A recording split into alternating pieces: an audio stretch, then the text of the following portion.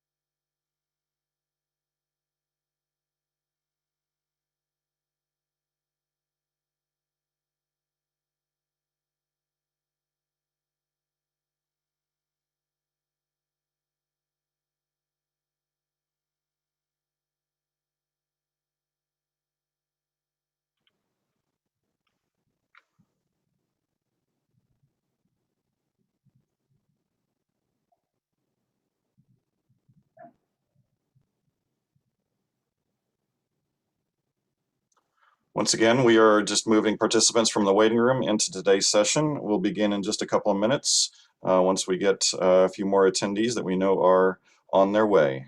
Good morning, everybody. We'll get started in just a minute.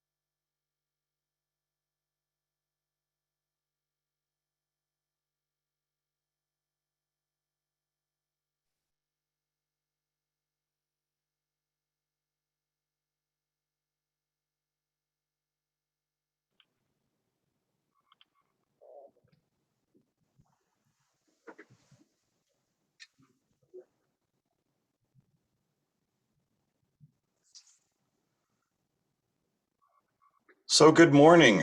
Welcome, everyone, and welcome back if you joined us yesterday. Thanks for having us as part of your morning, and welcome to the second part of the 18th Annual Bayou Preservation Symposium. Once again, we are very privileged to have all of y'all in attendance today. Looking forward to another great day of speakers, and we're going to jump right in. I'm going to go ahead and do a quick recap of what yesterday was. I think that if you saw my presentation yesterday, just the what are we here for? Why are we talking about green infrastructure? The whole idea that shouldn't this be the norm? Wouldn't it be better if green infrastructure were the in practice what we are supposed to be doing, so that we can prevent this? Because these images are what we allow. This is what the code can turn into if things aren't managed well. But even when they are managed well, is this the kind of infrastructure that we want to have all over our great region? We can do it better.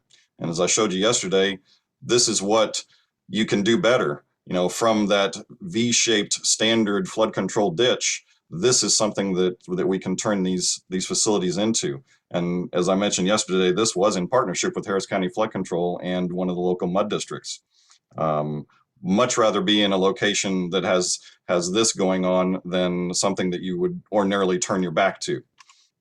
And just to prove the point, here's the before and afters of that same facility, where you can see it was just a simple flood control. There's those mowed side slopes, but turning it into a lake on the bottom and then amenitizing it with landscaping turns it into something really wonderful. So much so that this neighborhood, as I mentioned yesterday, has actually called it a park and turned it into a facility that the residents are very, very proud of.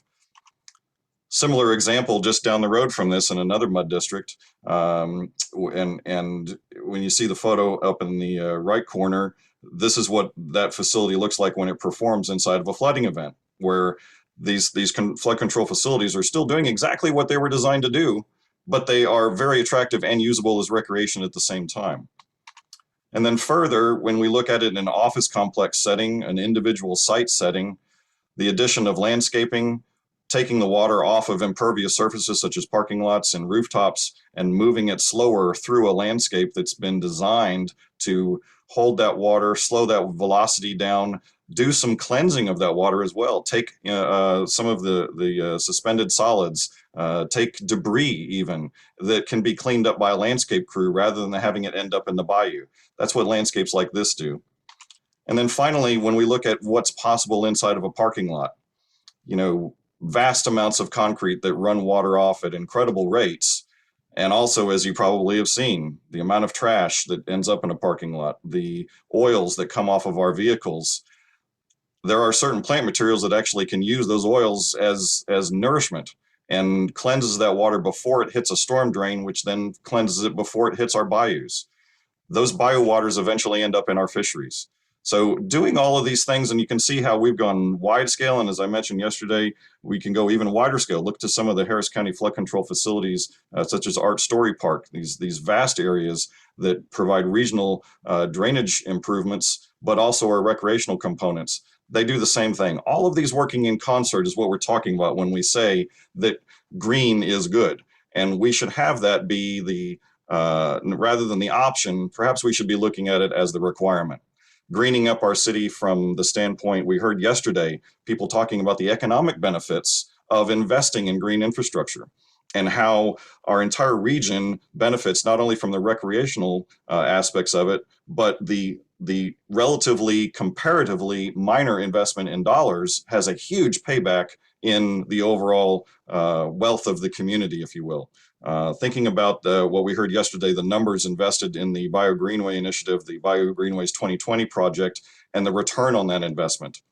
From a health standpoint, what are we seeing? More opportunities for individuals and communities to have great access to recreation.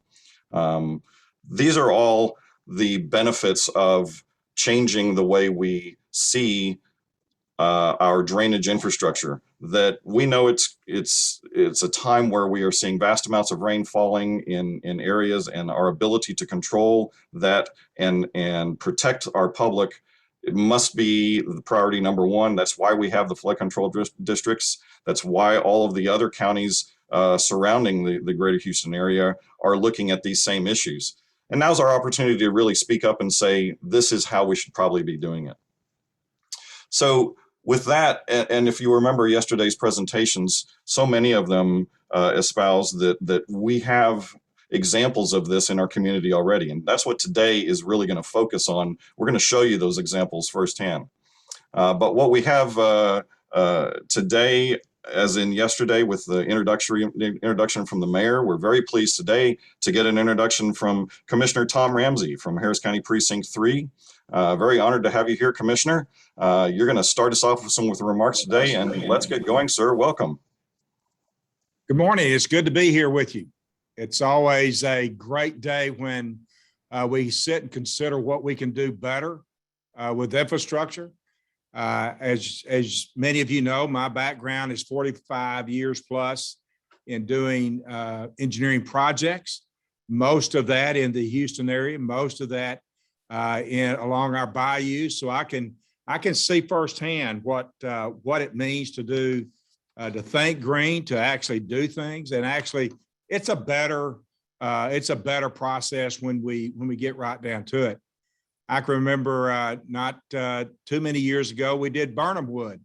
That's out in Precinct 4 in the northern part of the precinct. It's not a very large project, but it does illustrate what we can do by putting drainage in the middle of a 4-lane divided road. You drain there, you create water quality opportunities, provide some detention. You put landscaping there that you don't have to mow or take care of, other than it's more of a natural. So we've got, as was indicated, great examples of that in the region. So Bayou Association, welcome. Thank you for what you're doing in terms of looking at these issues, highlighting those issues. I've always considered and worked with the association for many years. And y'all are more than advocates. Y'all are action driven.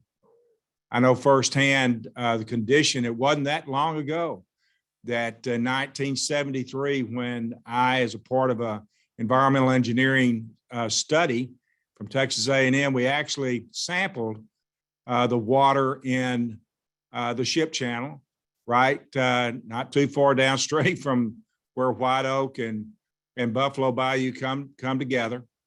We sampled that down there, and I'm here to report in 1973, there wasn't anything living in the bayou. It was so bad that the safety protocol was you couldn't light a cigarette within 100 yards of the ship channel. They were afraid of spontaneous combustion. So you go from that in 1973 to today. You can go down there and catch flounder and trout and all manner of wildlife. I call that something we can build on. We have done so much in terms of water quality. Now we need to tend to, I think, the details of how we can green up a lot of what we're doing in our designs. I think the flood control many years ago decided that concrete channels were not very smart. They were difficult to maintain, extremely ugly, provided very little benefit. I know as Precinct 3, we probably the best example of how you can improve and green up a waterway is Terry Hershey Park.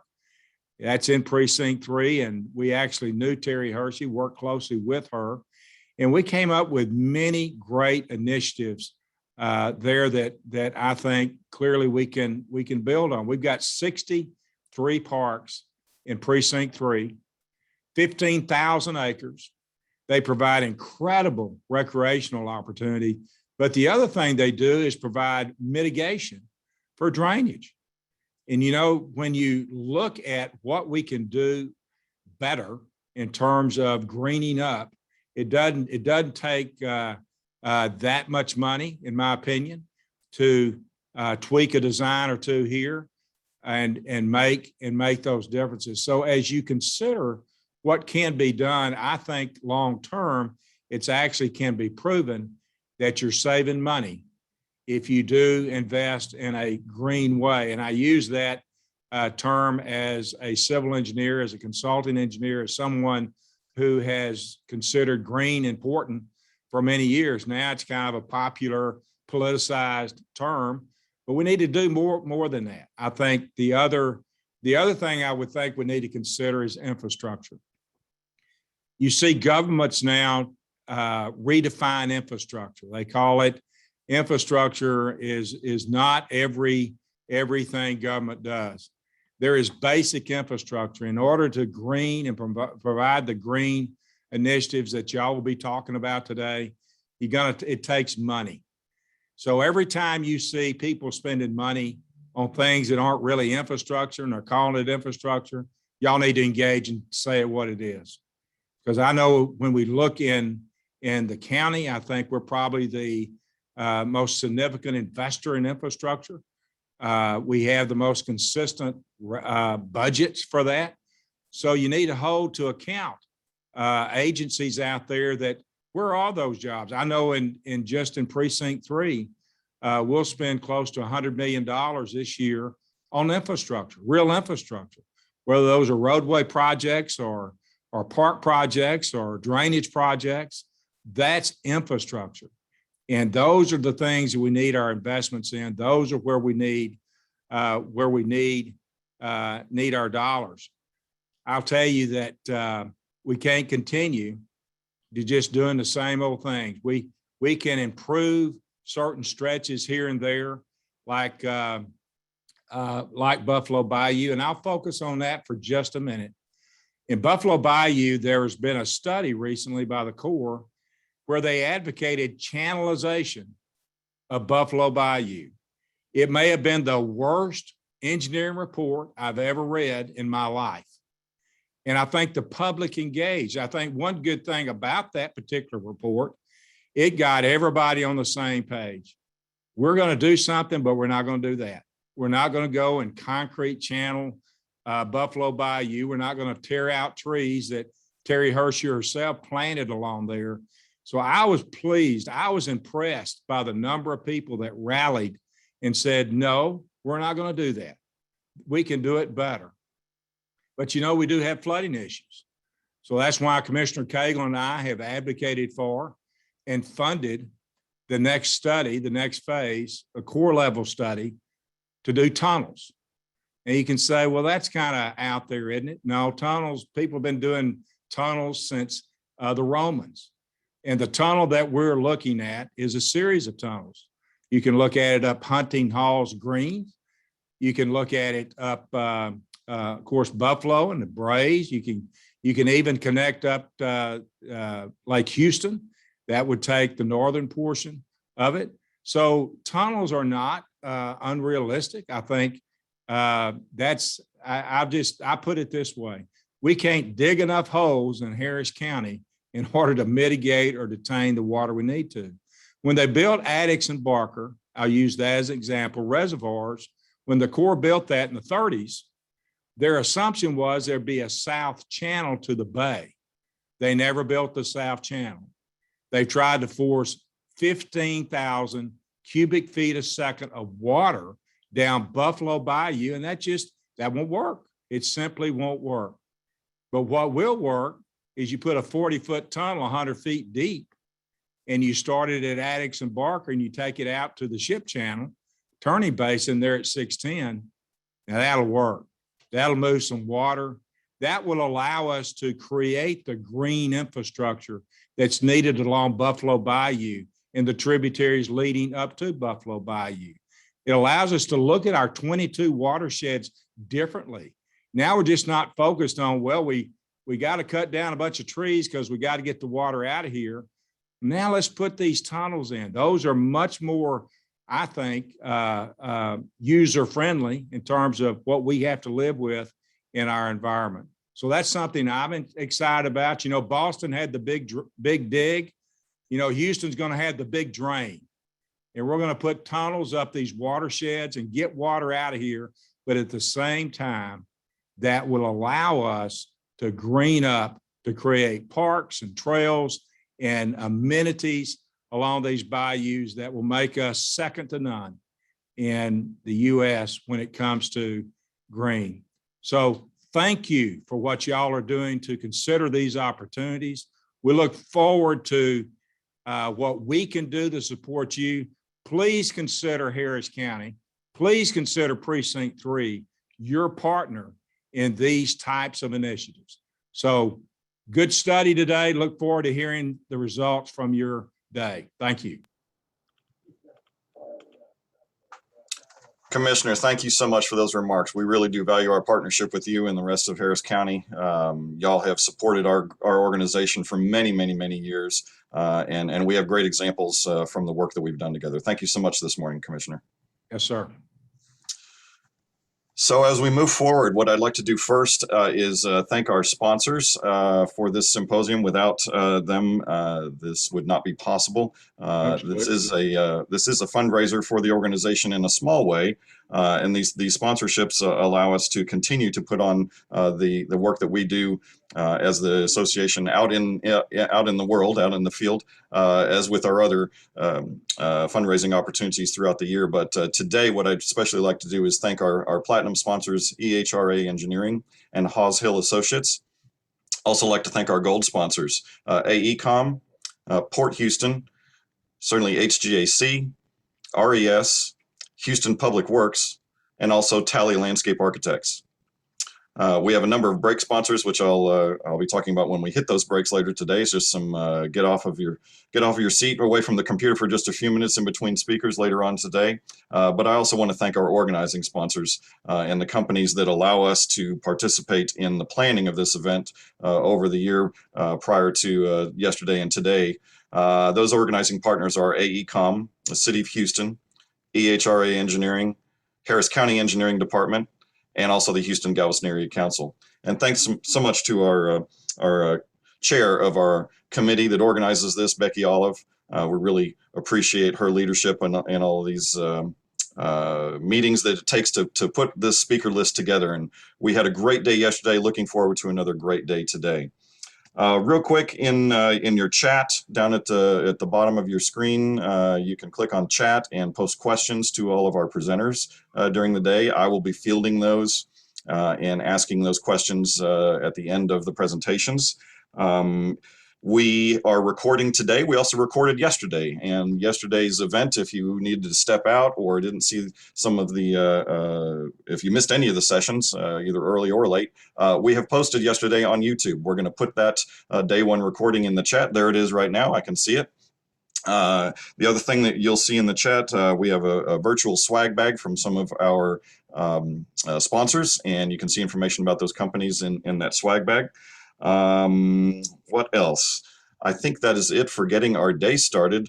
Once again, yesterday's speakers, I thought really did a great job of speaking to the theme and embracing what we have espoused is the right thing to do, what we believe is the right thing to do in transforming how we think about stormwater drainage into something that is more usable for one purpose than just stormwater drainage. It shouldn't be that we have a hole in the ground. The commissioner just spoke to that. A bunch of holes everywhere is really not going to do the job. When we can use land for more than one purpose at a time, such as having stormwater drainage and detention become something that can be inhabited as a recreational component, that's a better way of handling it. And then also having those distributed throughout the entire community means that water is being captured closer to where it hits the ground. It doesn't make a lot of sense to hold all the water in one place and transfer it all the way downstream into the bay.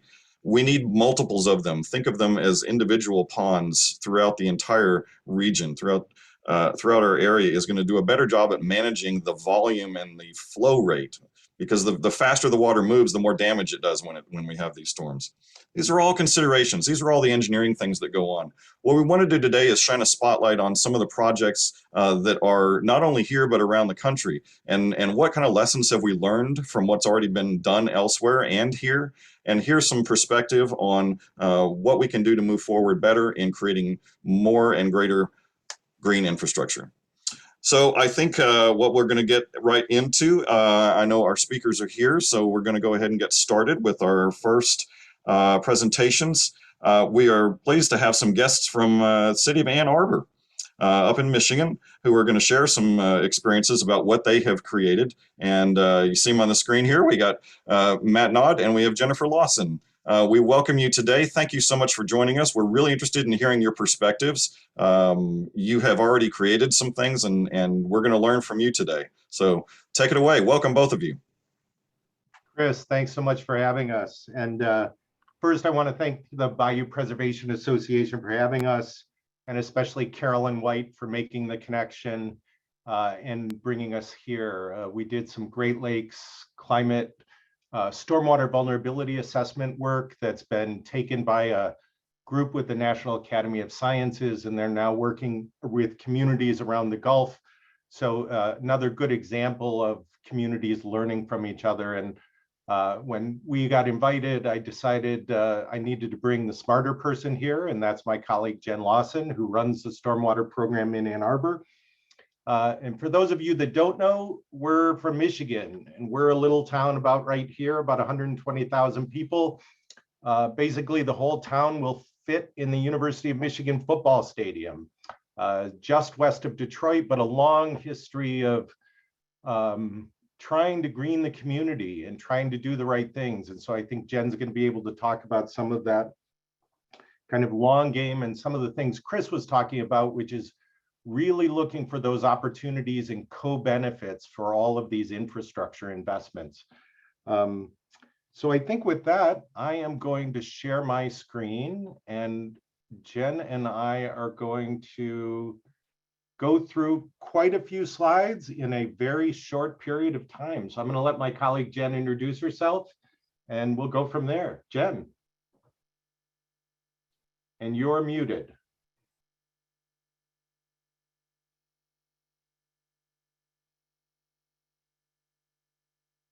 How about now? Better. Okay, we're going to try this.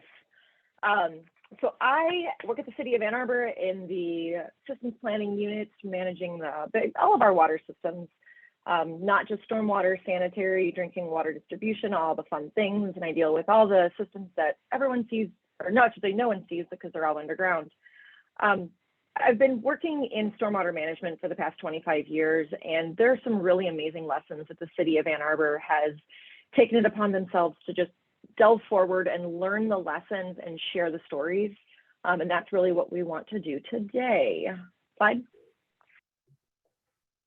We're going to talk about what is green infrastructure, and that's infiltration, that's water quality improvements, that's wet weather flow reduction.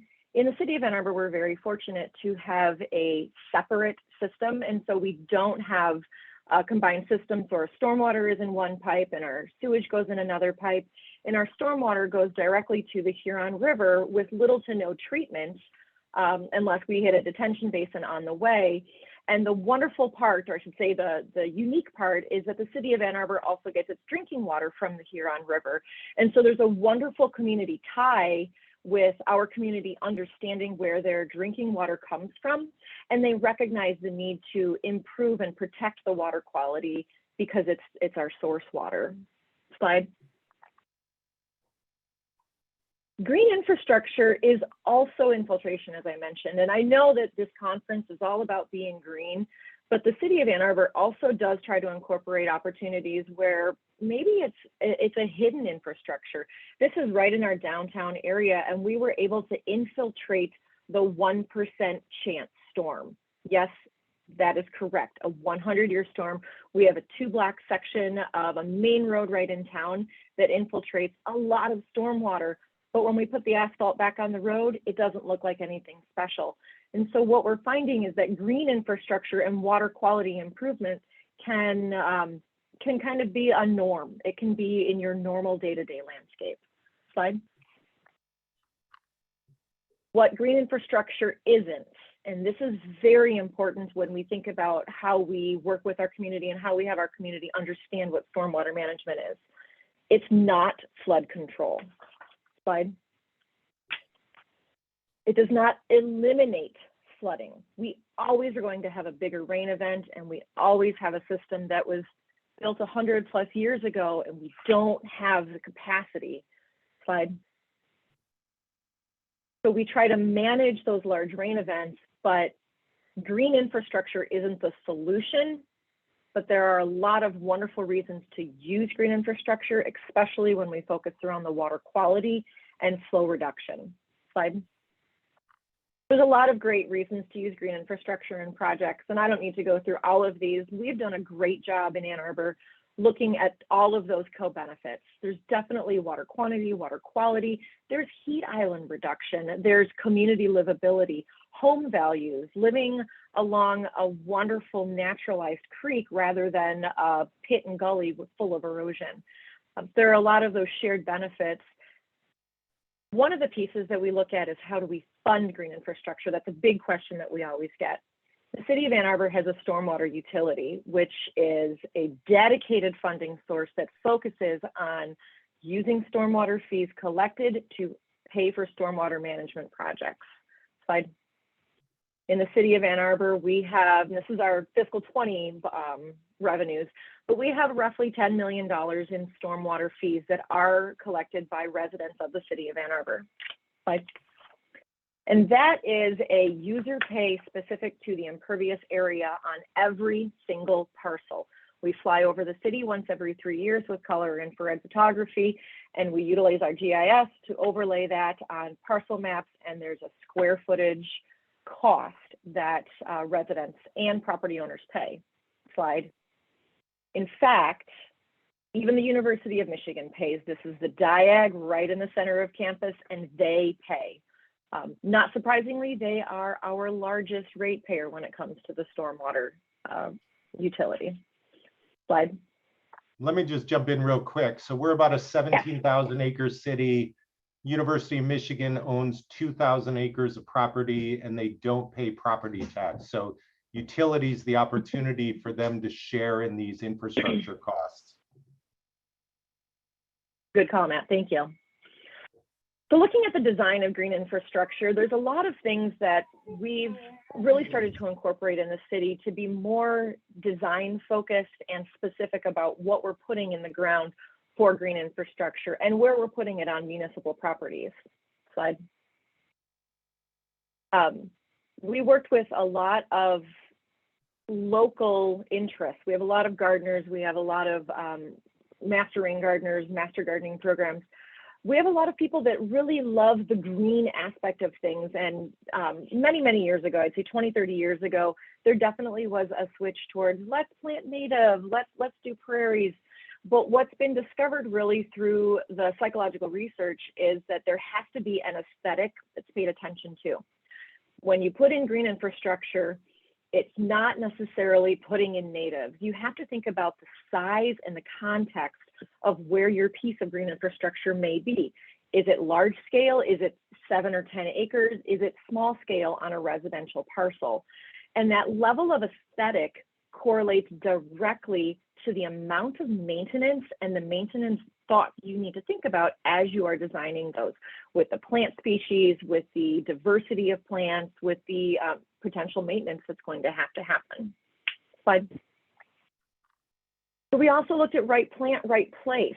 When you're driving by 40 miles an hour with this long, linear, beautiful bioswale, it looks wonderful, except when we start thinking about turning out of driveways. Sometimes those plants get really, really happy, which is wonderful because they're uptaking pollutants and they're uptaking nutrients, and we love that. But then sometimes they get really happy and they block the view of the driver. And so we've really consciously looked at plant selection and appropriateness. In fact, this specific rain garden along Miller Road, we go out once a year and trim those flowers and donate them to an adult living center that's nearby. So again, wonderful shared context, but you've got to think about using the right plant in the right place. The other aspect that we look at is simple plant designs. It can't be 20 or 30, because when you're driving by, again, at 40 miles an hour, it's a blob of color, with recognizing that it's got to be something that the residents or the community understands as a garden rather than a weedy mess. Because we've all put in prairies, we've all done large scale landscapes. And if it looks like a weedy mess, they're not going to like it. They're not going to get behind it. Slide. And the key piece that we really found is how to maintain these from a public works standpoint. We've got to figure out how the water gets into these green infrastructure pieces, but there's sediment removal, there's the ease of removing that sediment, there's the vehicle maintenance. We incorporated our public works stormwater facility crews in these discussions. How do they drive a vector? How do they access the inlets? Can they even get the vector back there to clean it? And we've learned a lot of really interesting lessons, but first and foremost, engage them from step one so they know what they're going to have to maintain in 2, 5, or 10 years. So we realized that over the years, we've been putting in a lot of green infrastructure. And about 6 years ago, we realized that we're not so good at maintaining green infrastructure. So we didn't even know where we had green infrastructure. We had the Parks Department putting in stuff. We had the county putting in stuff, the city putting in stuff, and it just became a really big jumble. So about 6 years ago, we started essentially an asset management program for our green infrastructure specifically. We inventoried and assessed every single piece of green infrastructure so we knew what we had. And then we went down to assessing aesthetic level. We went down to what kinds of maintenance activities were going to be necessary and thinking about the cost of that maintenance based on staff time. And this was in over 150 little individual pieces of green infrastructure. So we estimated, and this was again 5 years ago, it's a $250,000 maintenance cost just for green infrastructure. It's a different kind of maintenance. A lot of that can be done by volunteers, but there still is an inherent cost when you start thinking about maintaining that green infrastructure how it needs to be. Slide. So we've identified specific activities for every piece of green infrastructure for maintenance, how often it should be done, and who should be doing it. Slide. And it's seasonal. We do controlled burns in the spring. Slide. Removal of invasive species. Here you see a lot of volunteers, and we work with them to teach them what weeds are versus what some of our native plants might be. Slide. In the fall, specifically, we collect seeds to share and increase diversity in many of our naturalized plantings. Slide. In the fall, we also do plantings for new, or if we have to reinvigorate some of our plantings. Slide. And in the winter, we scatter the seed as well. And you can see in each of these pictures, these are all volunteers. Not a single one of those people in those pictures were staff. They're coordinated by a staff person, but we have a wonderful volunteer core that we can rely upon. And we engage with the university to get those volunteer groups in as well. Slide. So there's 3 case studies that I want to run through super quick. From the left to the right, Mary Beth Doyle is a large wetland detention basin. It's a regional facility that is over 7 acres of native wet prairie plants. The middle one, Stone School Rain Gardens, is a 1.5 acre linear bioswale along a major road that was put in recently. And then the one on the right is an extremely small scale project. We actually demolished a house that was in the floodplain using FEMA dollars. And then we put a rain garden there, including some public art to give the concept and the educational idea that there is, this is a wet area. This used to be a creek. The creek actually is underground, it is entirely enclosed at this point. But so just 3 series of pictures, Matt, if you want to click through these quick. These are the winter, summer, and late summer rain event of that large regional storage facility. And as was previously mentioned, these are all creating a very specific use, but when the water's not there, it's a wonderful passive park for our community. Slide. Let me just add, there's also a Frisbee golf course surrounding this. It is. That is very popular.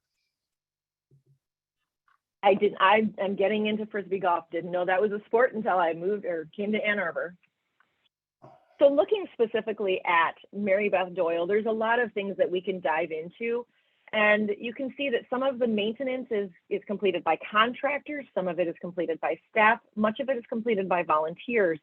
And there's 45 hours a year that we have to go out here to maintain. But then we start thinking about what the cost is per acre or the cost per square feet, because we do some of these analyses on smaller scales. It's about $1,700, almost $1,800 to maintain 7 acres of vegetated wetland to improve water quality, to mitigate smaller storms, and to create that detention for on the regional storage end. Next slide. This is I'll call it the medium. These are our linear bioswales that were put on Stone School. They are relatively new, and we're learning some lessons on this one. This is the picture, for example, with the tall plants. The plants are super happy through here, and we are actually having to go give a haircut, if you will, mid-season with some of these flowers. Next slide. With a series of 3, this is kind of what they look like winter. Go on, Matt. And I believe this is September, so fall, late summer. And then moving into August, this is actually the next year growing. It's really tall. And you could see in that original photo with the winter, it's a pretty deep bioswale, but these plants are really, really happy. And we're getting a lot of good benefit from what we had there previously. The residents extremely enjoy it. And I did find out that some of the wonderful residents along there go out and pick their own bouquets of flowers. But diving into some of the details about maintenance costs, it's a little bit more expensive when you start looking at that per acre cost because of the level of maintenance that has to be done. It is much more detailed. We are pulling weeds a little more. It has to be a little closer context because you have pedestrians walking by it. Not as many as if we were in a downtown, which is our next example, but there still is a higher level of maintenance necessary for that public acceptance of the green infrastructure. And the last example is the floodway house demolition that we did that was built in 2014. And this is kind of an exciting little project. Slide. So there used to be a house here, if you can imagine a house. What I also want you to do is take a look at the 2 white houses in the back.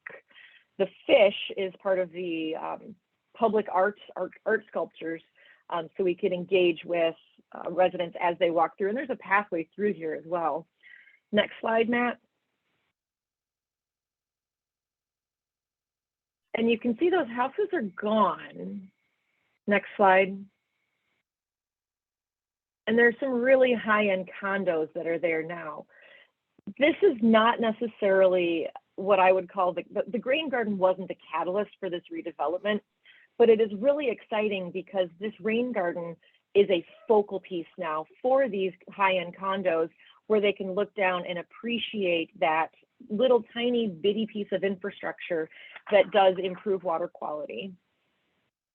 Next slide. But looking at the cost to maintain, it's not cheap. And if you kind of look back at that total per acre, it's $12,000 an acre for this because it is such a high level of aesthetic. There's a lot of expectations that the residents, they want it to look like a garden, a manicured garden, which is kind of the antithesis of when we think of native plants and natural plants. This is one of the biggest lessons that we've learned is how these facilities look, because that is directly correlated to the acceptance by the community. Next slide. So a few big lessons learned as we've been implementing our green infrastructure and reiterating the program.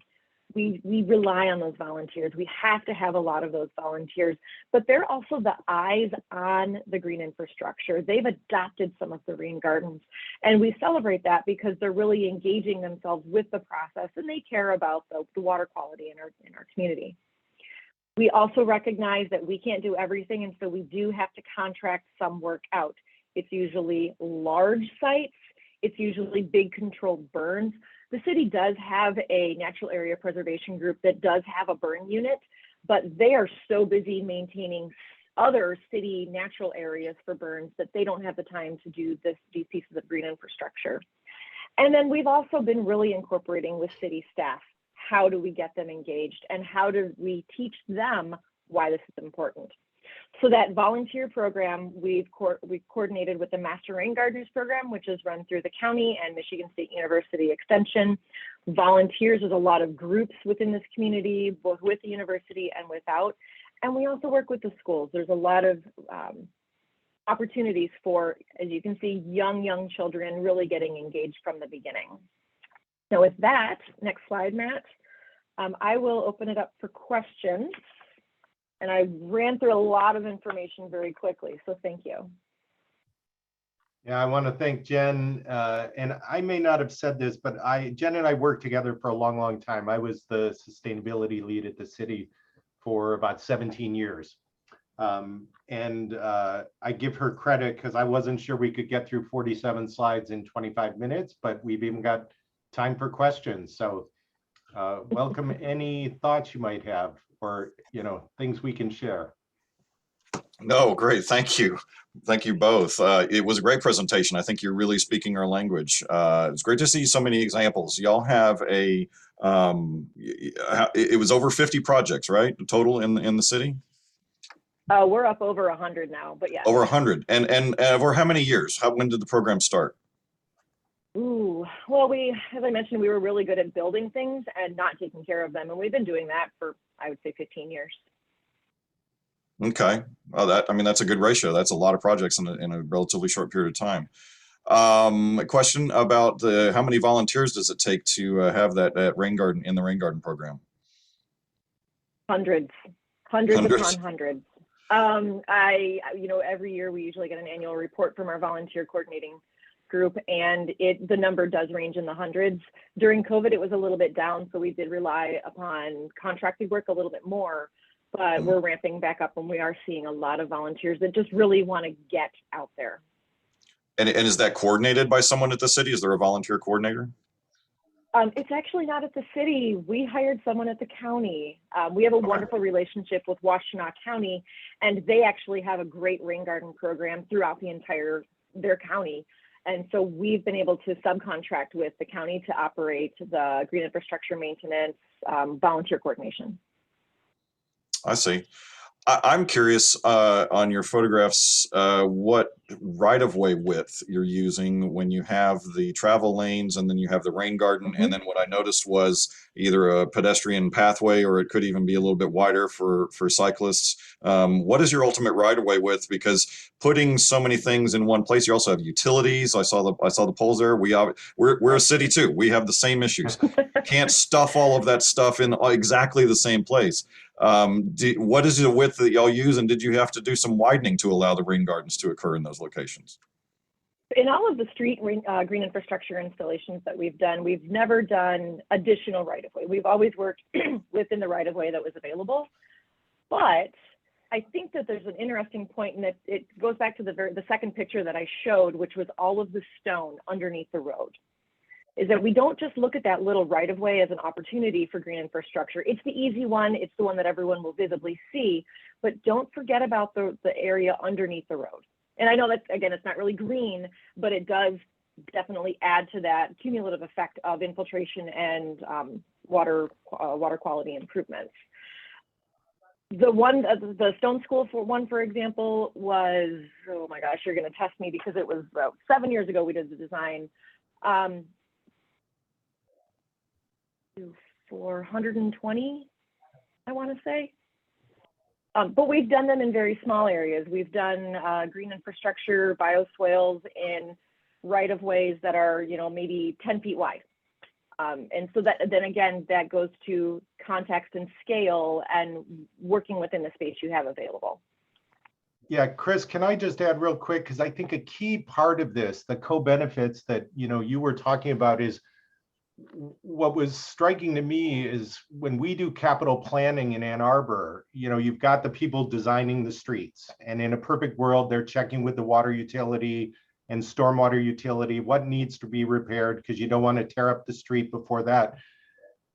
The piece that I found, and it's hard because it takes a lot of people and a lot of time, but we don't go through a redesign of a street without Jen in the room thinking about where are the stormwater improvements, without the city forester in the room saying, don't tear up the trees I've already got. And oh, by the way, create pits for the new trees you want to put in.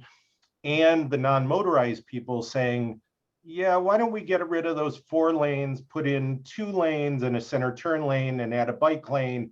So it's a lot of work for staff as we go through that process, but even Ann Arbor, we're a small town, but we've got $1 billion capital plan, and any money we spend that doesn't recognize those co-benefits, it's 30 to 50 years before we get a chance to get in there again. So Right. That kind of capital planning process is a great opportunity to not lose opportunity, I guess. That sounds excellent. That's encouraging. Have you seen an increase in private homeowners or private property owners installing their own green infrastructure? And if so, is there any kind of reduction on the fee? I like the way that you're using GIS to look at your impervious cover, but what about the individual ownerships? And have they started to buy in? Are they seeing the green as well? Absolutely. In fact, as of 2 months ago, we have 351 residential rain gardens that are receiving a credit off of their stormwater bill. They've worked with city staff, they've worked with county staff, making sure that the rain garden isn't just kind of plopped in a wet spot, but that it's really designed with a drainage structure using the right plants. And so we know they're building good green infrastructure. And every so many years, 5, 7 years or so, we're going out and checking those rain gardens, because if the house sells, we want to make sure someone didn't mow it down. But there is a small credit that they're given on their residential rain garden, on their fees. Excellent. I just add real quick. So there is an ordinance in Ann Arbor. So the beauty is every new development improves the stormwater system. And we even require single family residential. If you add more than 200 square feet, you have to mitigate on site. But the calculation was, if you're doing 200 square feet, you've got a backhoe on site. And so the marginal cost of it, digging a rain garden, because you probably got a backhoe already, is like 1% of the project costs. So it seems like y'all have done actually quite a bit of cost understanding. Have you done any comparisons to other jurisdictions, other parts of the country, to see whether they're seeing similar? This is kind of the first exposure that we've had to another city in what's going on. And obviously that argument about does green infrastructure cost more to install? Does it cost more to maintain? What are the benefits? What's the cost ratios? All those are things that contribute to how much acceptance there is, right? And so it's really great to see your numbers. Have you compared your numbers against anyone else? Not specifically, because there really aren't a lot of analyses in the Great Lakes region. A lot of communities are actually contacting us and asking to share those numbers. The key piece, though, is green infrastructure isn't, a lot of people say, oh, it's, there's no maintenance, it's little to no maintenance, it's less maintenance. The maintenance is different. Yeah. And it might not necessarily be a cost to the municipality, but there is a labor man-hour necessity for maintenance. And that's where the volunteers come in. That $250,000 number that I gave is also valuing the man hours. So by utilizing volunteers, that actual cost is coming down minimal to maybe 50,000, maybe 75,000, depending on how many volunteers we get. During COVID, it was a little higher, but we definitely recognize that it's not zero maintenance, because that was the model that we were following. And we were recognizing that, wow, these green infrastructure things look horrible. And we were getting a lot of negative feedback from the community because it looks so messy. Right. And we've seen that as well. I think there's instances where we have had kind of that first mow strip right next to the curb, and then everything beyond it is kind of wild, and it gives that feeling of, no, it is maintained. It's just that we only maintain it here, that kind of thing, which can be attractive in certain areas. I think last question, we have a stormwater fee in place in the city of Houston. How long has y'all's fee been in place, and what kind of pushback, if any, came from the community? We obviously had quite a bit, but it still passed and is a fee that's collected. Not sure that we have seen the kind of, well, I'm sure we haven't seen the kind of benefits that your community has in the number of installations using the fee. But what happened from a public perspective when the city said this is what we're going to do? So it was in the mid 80s when this actually really started. And so it's been around a really long time. We're one of the first utilities in the state of Michigan. The state of Michigan only has 9 utilities across the entire state. We started with education. We started with getting the community to understand why it's so important to protect the river, where their drinking water comes from. And so there's a community, I'll say a community hug around the river. Everyone just embodies and embraces the Huron River. And by making that connection, we've incorporated an urban hydrology curriculum with our public schools. So the kids at 2nd grade start learning about the Huron River. They learn the word watershed. They learn the word impervious. So it's not just flyers and bills and that kind of thing. It really is engaging the community, getting them to care about the environment. And then in 2007, we revamped the program, and in 2017, we did another additional rate study.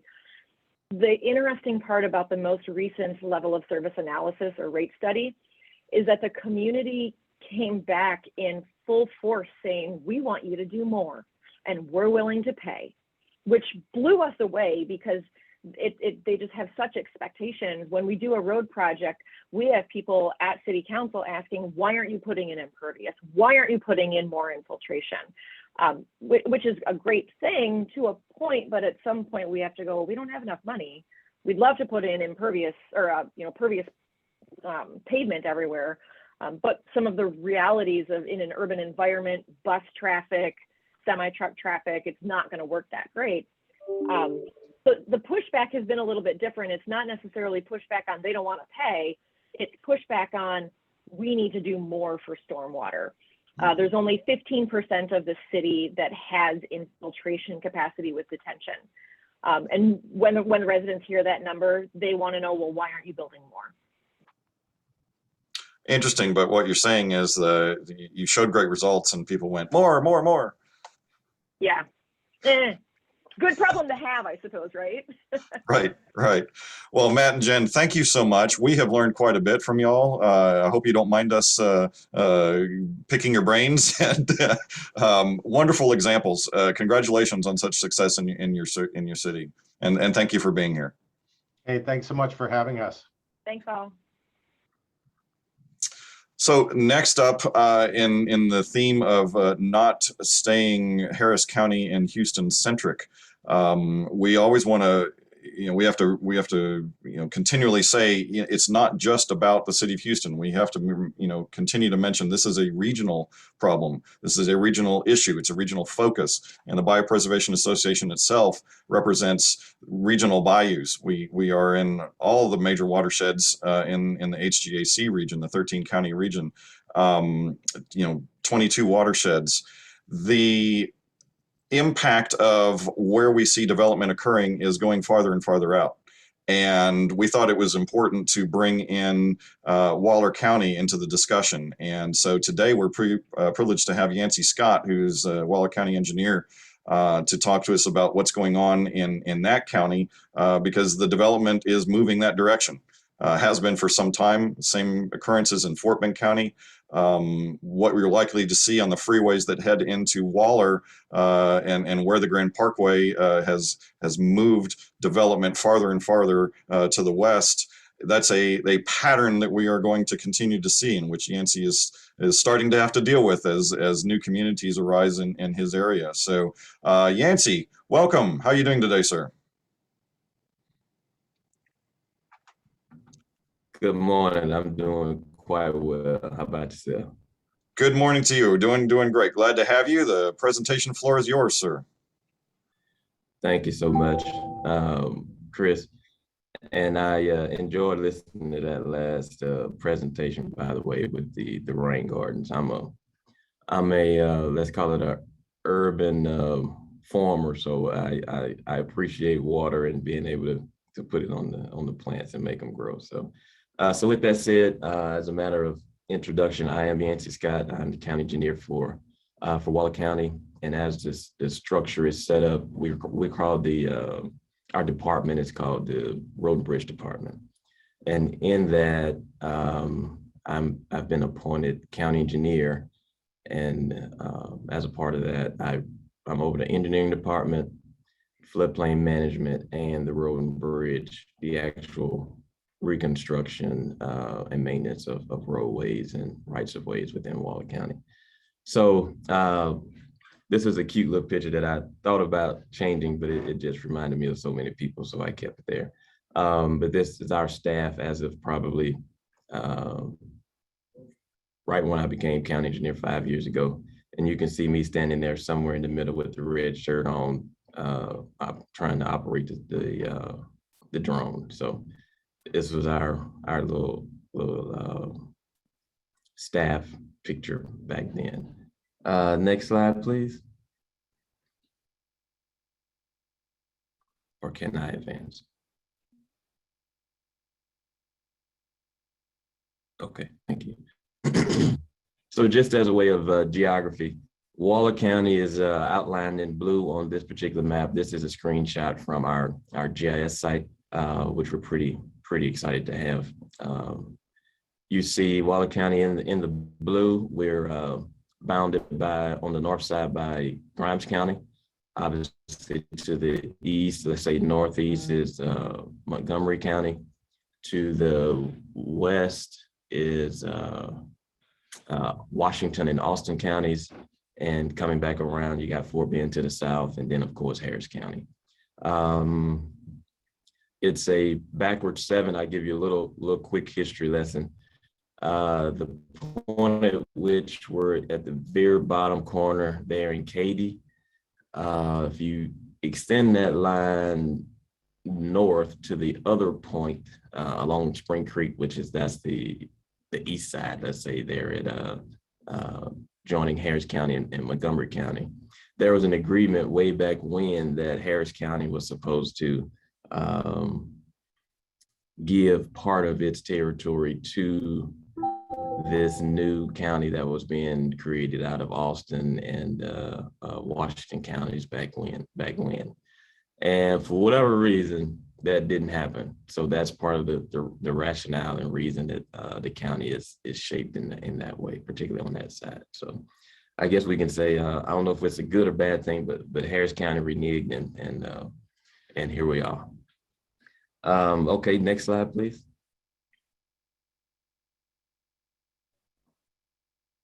I'm sorry, can you go back? I have a couple notes that I wanted to point out, just personnel wise, population. So the county has about 50,000 people. I don't know the exact number based on the 2020 census, but that number is certainly rising. To Chris's point, the development is happening, and I have a slide or two later on that'll show how the county is trying to manipulate its planning to accommodate or plan for that. I think the county was one of the fastest growing in the county, in the state, I'm sorry, based on the 2020 census. So it's certainly, we see it from a permitting standpoint and development standpoint, but the numbers are certainly bearing that out. Another very interesting fact that I wanted to bring out was, along with the boundary intrigue, is the other is Prairie View. You see that on the Prairie View, the city and the university, but particularly to the university. Prairie View A&M University was established at the exact same time and in the exact same meeting as Texas A&M. It was established as a university of the first class way back in 1776. I'm pretty sure that number is right. As a university or a school for slaves. And it's very interesting when you just look at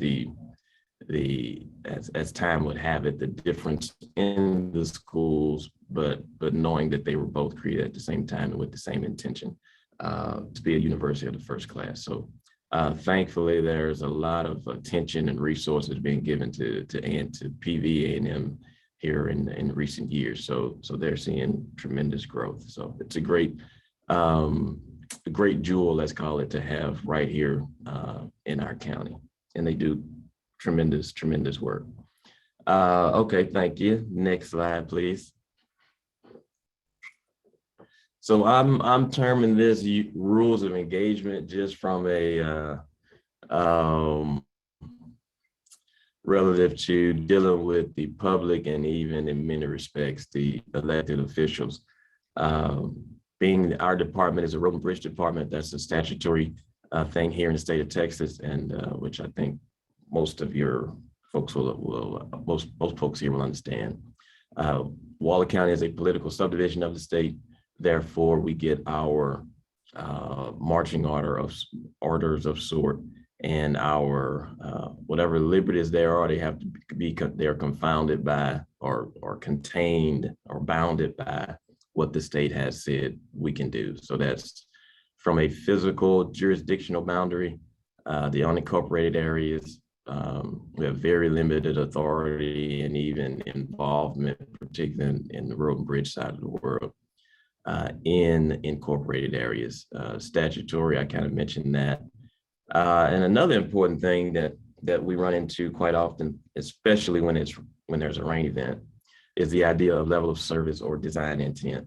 Waller County is very rural.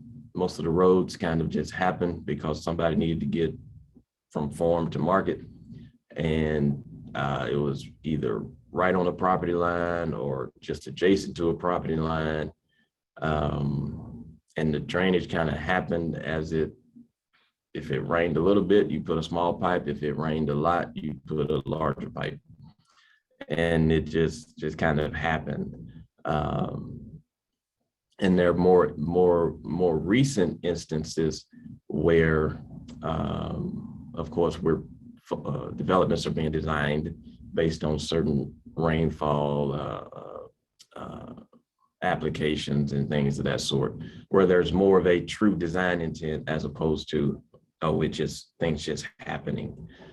So that's a very important distinction. We get people that say, hey, it rained. Very often we'll hear somebody say, hey, it only rained 1 inch or 2 inches or 3 inches. And the first question I'm having my folks to ask and get used to asking is, okay, over what time frame?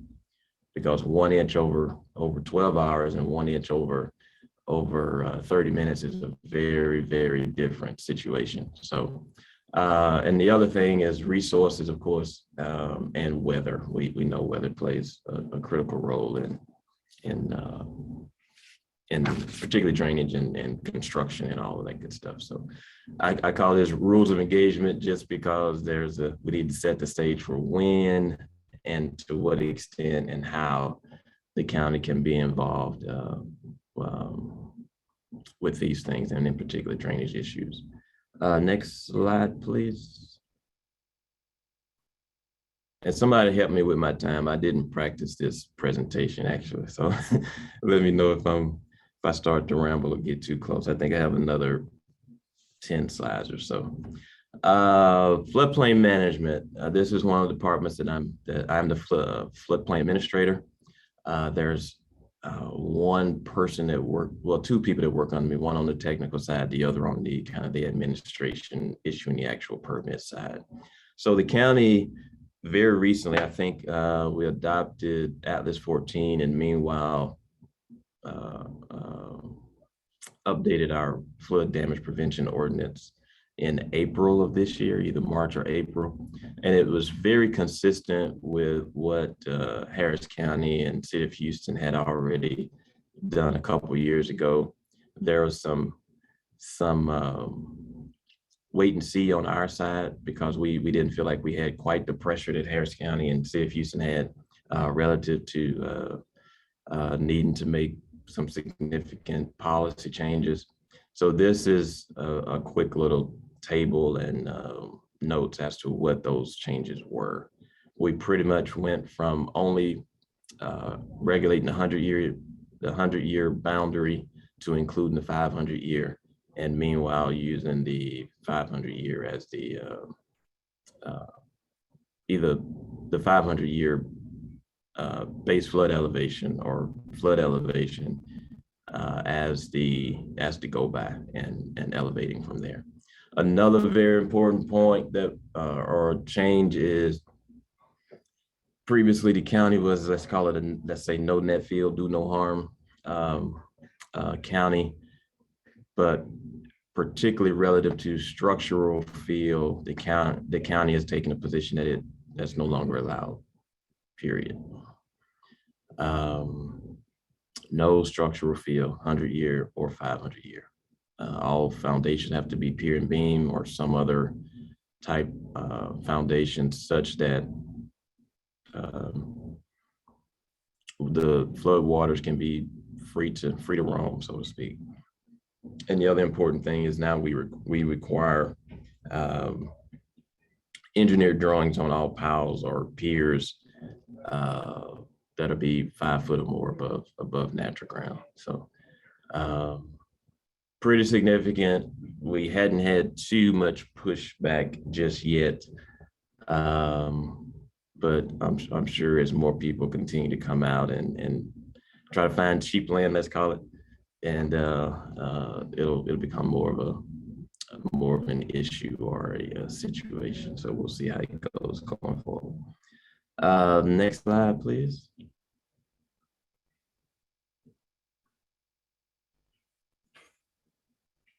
So general drainage. Okay, so what I'm basically wanting to point out here is the county has a pretty intriguing drainage pattern, so to speak. If you were to, I don't think y'all can see my pointer, but basically if you go from the city of Prairie View and draw a line north and south, that divides the county into drainage watersheds, let's say. One being Brazos River, everything to the west goes to the Brazos through a number of creeks and streams. On the east side, we're going to San Jacinto River. So it's quite interesting that, and you can kind of get a feel for that just looking at this particular vicinity map. You can see the creeks and the extents. They're kind of right down the middle of the county. As a matter of fact, one gentleman, the former mayor of Prairie View, he's a historian. He gives a tremendous, let's say, speech relative to Prairie View and its history and things of that sort. But he said, I forget who exactly, but they termed it that Prairie View was kind of the arms of God, basically, and that if God were to raise his hands, you got one side, the drainage from one side going the one way and the other side going the other. So it's pretty neat deal. And it's very, very close to a straight line. Pretty neat. General terms, again, just the county and how it's structured. We don't have a countywide drainage district, which isn't uncommon in Texas. It's kind of uncommon in this region in some respects, but not uncommon in Texas. So there on the very south end, there's the Brookshire-Katy Drainage District, which covers, generally speaking, Brookshire, Katy, and up about a third of the way of the county from the south over to from Brookshire all the way to Katy, generally speaking. However, outside of that, there is no drainage district per se. So creeks, channels, easements, it's kind of no man's land in some respects. So there's the other part of that rules of engagement slide was to kind of in preparation for this slide to say outside of the road right of way, which is a road and bridge department thing, and outside of Brookshire-Katy Drainage District, there is no ownership maintenance authority for those creeks and streams. So it's an odd thing, and the county is trying to figure out how it's going to move forward with respect to that, whether that's going to be an expansion of Brookshire-Katy Drainage District, additional drainage districts, one or multiple, and see how the county figures that out going forward. Next slide, please.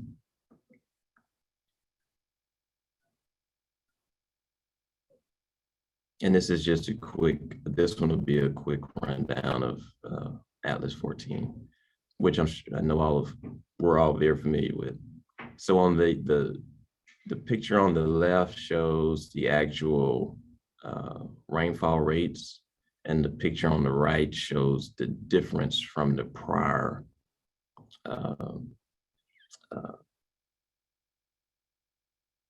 rainfall curves and rates. You see there's a 3 to 4 inch difference. Very, very significant.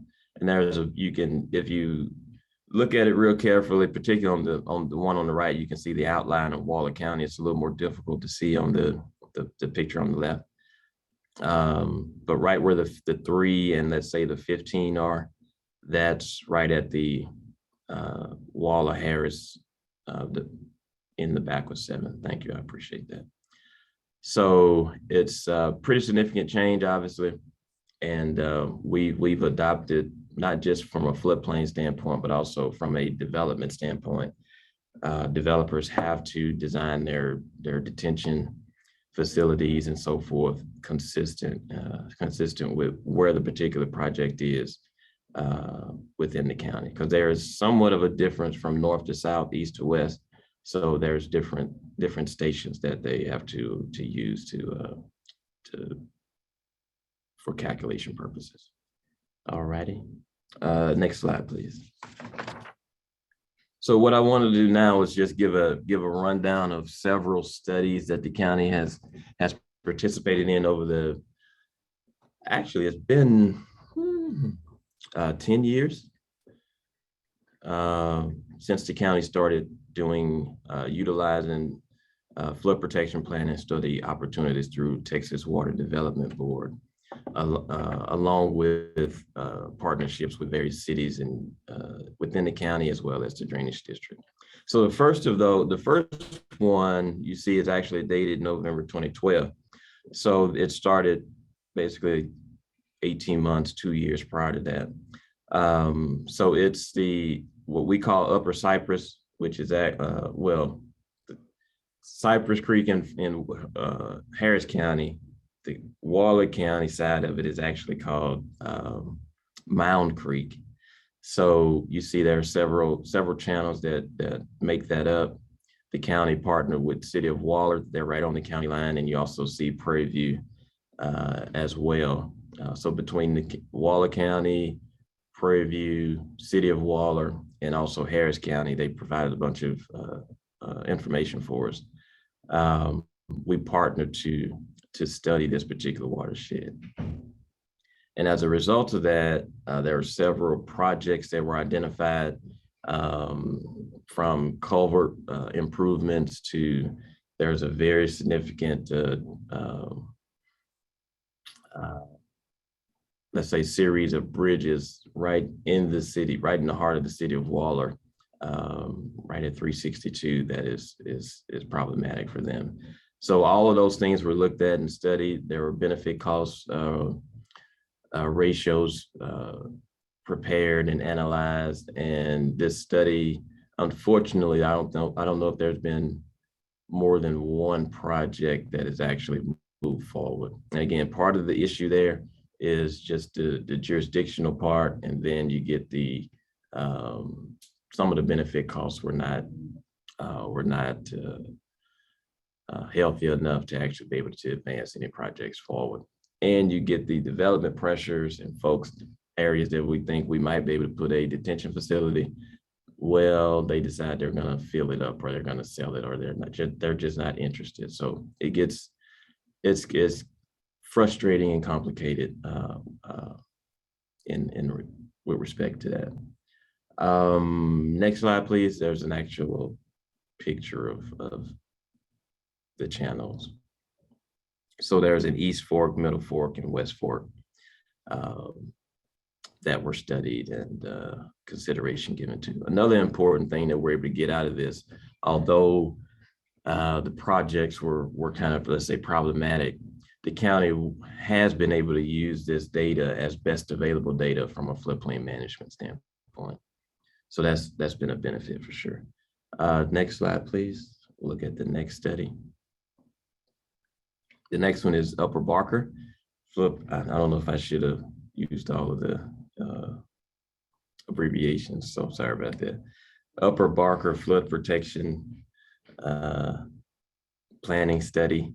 You see that's on this, let's say the southeast corner, right there at the Harris-Fort Bend Waller line. By name, it's Upper Barker, which there's a very significant overflow that occurs in this part of the world. Water that's supposed to go to attics actually overflows and makes its way into Barker. I'm sorry, not attics, Cypress. It comes out of Cypress Creek watershed and goes into Barker.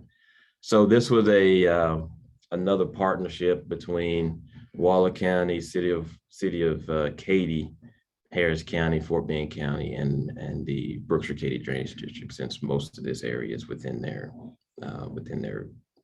boundaries. Similar thing, there are projects identified, many of which very sizable. So you get into a funding issue, particularly with limited, based on the way the process works, it's all damage based. So if you don't have adequate damage to complement the improvements needed, it makes it very difficult to move a project forward. Next slide, please. Sorry, I meant to block one through. This is one of the alternatives for this. Kind of includes everything. You can see there's detention, there's channelization, there's a combination. It just depends on the location and how everything is intended to flow. All righty, next slide, please. And this is Lower Brazos. This was basically done in two different planning study opportunities. So it took quite a while. And on the back end of the project finishing up, we had Harvey occurred, and then we went back and reanalyzed things to see how see if the model mirrored what actually happened during the rain event. So you see it's Lower Brazos, so you go from Grimes County all the way down to the Gulf. The important part of this was centralizing the storm. Where exactly should that be, and how are we gonna look at it from a hydrology standpoint to make sure it gives us the best data. And this was a partnership amongst multiple entities. I should have made a listing of them, but from Lake Jackson, Brazoria, City of Lake Jackson, Brazoria County, Fort Bend County, obviously Waller, Austin, Washington. So not everybody participated on the same level, let's say, obviously, but it was a great partnership, I believe. City of Sugarland, I'm gonna surely miss somebody. But it was technically the Brazos River Authority was the applicant, and everything was routed through them, the funding and so forth. So it was a cost share, just like all the other flood protection planning studies. So we did get a great deal of information, and we can go to the next slide, please. From this study, it helps quite a bit with developments wanting to occur along the Brazos River. Prior to this study, it was just a big blob of Zone A, and now we have great information that we can use from a floodplain management standpoint to give folks good information so that they can build up accordingly and safely. Let's see. Okay. I feel like I might be going a little long. Let me try to speed up. Next slide, please. Yes, thank you. Let's just stay here. I'm sorry. So what we're doing now, studies that are getting ready to get going, like as we speak.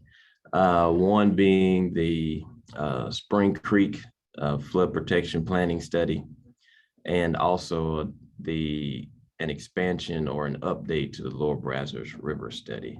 The Spring Creek one is very, we're really excited about that one. The northeast part of the county has multiples of creeks. You see them listed there. 3 Mile Creek, which the quick story there is the creek name. The saying goes, the creek name is not because the creek is 3 miles long, but because when you get a significant rain event, the thing becomes 3 miles wide. So that's a little the saying relative to 3 Mile Creek. Then you got brushy, walnut, birch, and you got significant development that's happening in that part of the county. The state is improving. The state is improving FM 1488, which comes all the way from Interstate 45, and it's just, the development and the growth is tremendous. So this will certainly help us. There's a very large, very large, I believe it's a couple 3,000 acre development, residential development that's in the planning. They're trying to get their general plan approved actually through the county as we speak. So this study is much needed, much anticipated, and it'll coincide actually with what Harris County and San Jacinto River Authority are working toward as well. Let's see, where am I? Next slide, please. Yes. So other things going on in the county outside of just drainage stuff. The county actually went through the process of having a comprehensive study done where the county looked at let's say broadband, open spaces, which further developed into what you see on the screen there, an actual parks and trails plan. It looked into where the county might be able to benefit from working with local property owners for agricultural type things, just a general comprehensive plan. And I should have listed some of those things out better. But just to give some thought to what does the county want to be with all of the development pressure we've seen and some of the lessons learned from Harris, Fort Bend, Montgomery counties. How can we better prepare for the growth that's coming, since we can't stop it? And I don't think anybody necessarily wants to stop it. You just want it to be smart and well thought through. So you got a comprehensive plan, you got the parks plan, which is very new. And I know the county judge is very excited about, but I think the county in general is as well, so that you can just have open spaces throughout the county that's purposeful and the residents will be able to enjoy. A major thoroughfare plan is another, and we can go to the next slide on that. The county took what we hope was a thoughtful approach to revising the thoroughfare plan. You see the picture on the left is the 2012 plan, which followed the kind of mile by mile approach. However, in development of the update, the county, along with HGAC and its consultant, kind of went from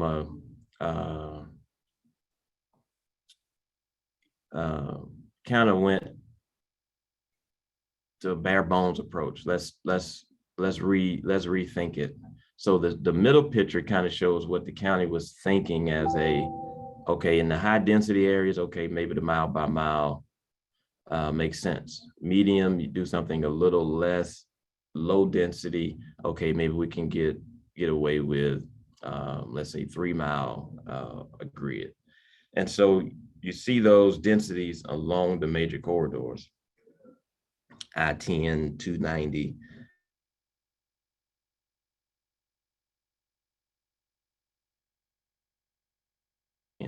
And then kind of the medium, let's say Highway 6, just a little to the east.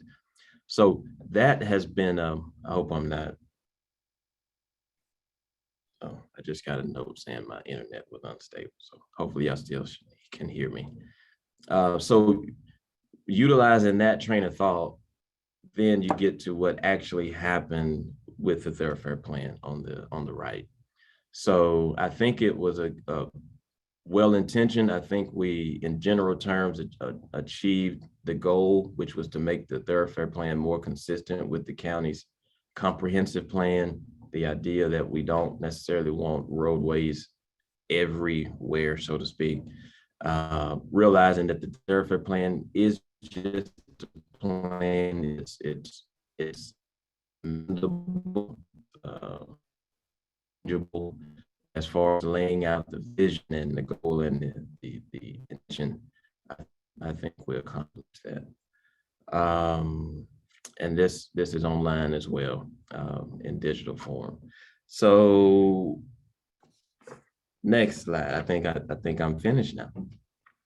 So if there's any questions, I'll take those. I'm sure I missed something, but maybe one of your questions will remind me. No, Yancy, you were great. Thank you so much. Great information and great to see all the planning, pre-planning that's being done in Waller County. Y'all have done a lot of study of these watersheds. What is the outcome of where you think development, you might have just said, well, this is probably what's going to happen, but now that you see where these watersheds really are and the addition of Atlas 14 to your analysis, has there been a change in what you think development, where you think development is going to occur after all of that? No, not so much. It's following a general pattern, east to west, along the major corridors. I think we're hopeful that some of the floodplain, just folks just realizing that it's the floodplain, as best you can, it should be avoided unless you really have significant resources to really study it and really mitigate. I mean, I think we're encouraging folks to take the, I believe it's the Corps of Engineers approach. Your first goal is to avoid the area, right? And then after that, you mitigate and kind of go from there. So. Right. I noticed that there were several people that were applauding the policy that you enacted about the no build on fill. So does that apply to all building types? Are we talking about residential up through commercial, that you're looking at pier and beam is the wisest thing to do, or well, it's the required thing to do for you, right? That's right. That's right. Now, in some respects, it so far, and as we anticipate, it'll touch more so the private individual that just wants to build a home, because in general terms, non-residential developments, they're gonna go through the LOMAR process or whatever the case may be to remove their facilities out of the floodplain. Right. One of the unique things that you have in your county, right in the middle there, in that undeveloped area, is partially, a lot of the lands that have been secured by the Katy Prairie Conservancy, and they're going to be continuing, to try and get more lands to great benefit to those downstream in Harris County and such, and so.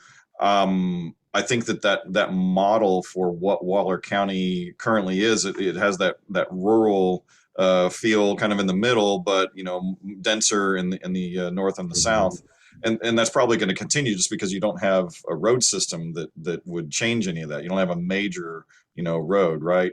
So what kind of pressures are going to be put on the county, and what can green infrastructure play a role in augmenting those local thoroughfares so that you can still move people around in the county, but do so because y'all could maintain that rural feel by integrating green infrastructure, right?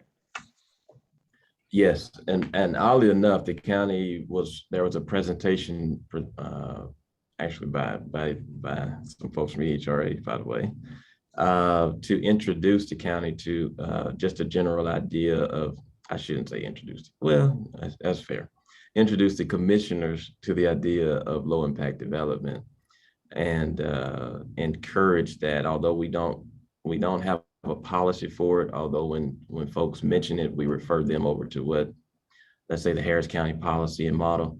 So I think it's encouraged, it's ideal.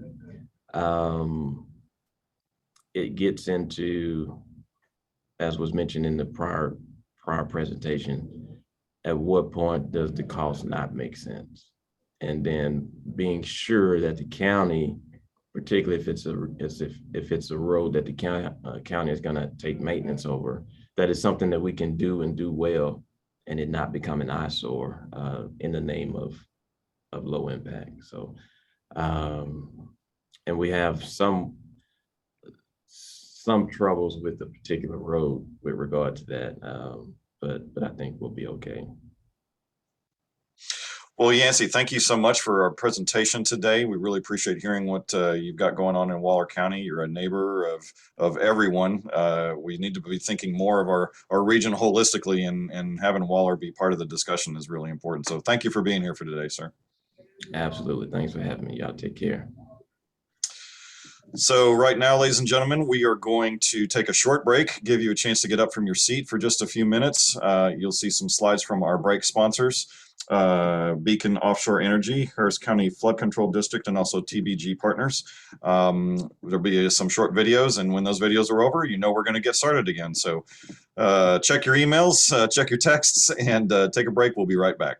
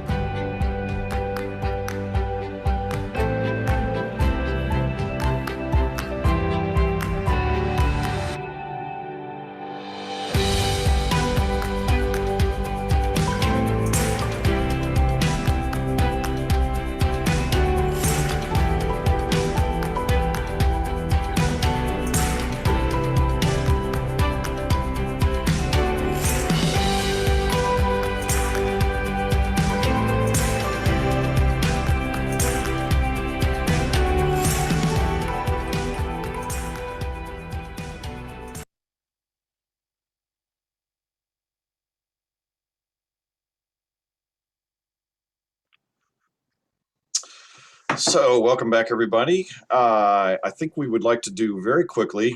We didn't get a chance yesterday, perhaps, to get through all of our poll questions. We like using these to, gauge everybody. We want to make sure that we finish those today, but stay on schedule. So let's talk a little bit, or let's get some questions about what we've seen so far. We have a question about what you think the most important value of our bayous is. We want to gauge your input. You've seen presentations yesterday and today already.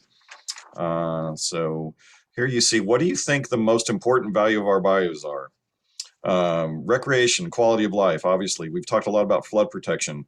Not so much about wildlife habitat, but that's an important, we know from our founder, Terry Hershey, she loved those critters. You heard that yesterday. But also they have the ability to be transportation corridors for instance, multimodal transportation, something other than cars. We're talking now about, bike corridors. Hopefully no one answers it in the last, they're just ditches. That's exactly what we are trying to make them, not just ditches. But we see the answers coming in, and there's everybody. It's all, oh no, that's the 100% was down there. So we got about half of you participated so far. Keep coming, keep your answers coming. So it seems like most of the time we are looking at it from a flood protection standpoint. That's how nature designed them, obviously. So we're going to go ahead and end this one since the answers have stopped coming in. You see that most people answered in the flood protection. I'm wondering about, recreation and quality of life. We have seen some examples of our bayous being enhanced for recreation and quality of life. Others are much more natural. We have some beautiful natural settings that are navigable. You can get in there, get in a canoe, get in a kayak, and experience those. Urge everybody to do that up on the upper reaches of Cypress Creek, and Spring Creek has some beautiful spots. So our next poll question is about how much you've paid attention. How many miles of waterways flow through Harris County?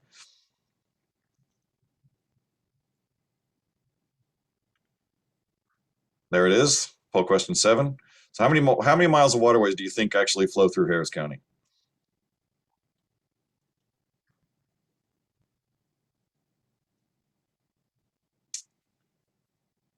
So fortunately, no one is guessing small, because that would be, well, there's a couple. We got a lot more than 125. But I see that the majority of you are voting higher, which would be correct. The question is how high? So I'll give you a hint, it's 1,500 or 2,500.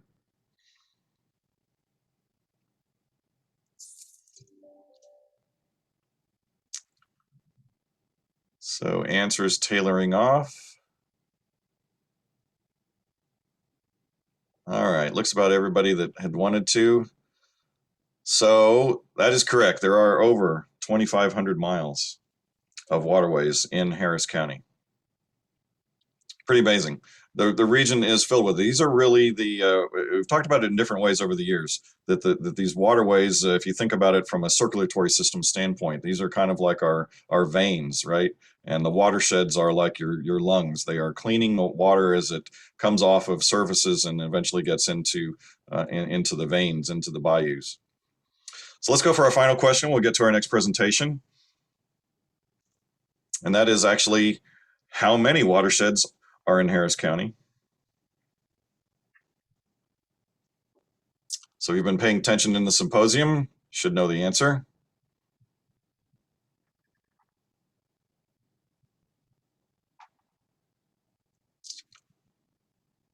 Yep.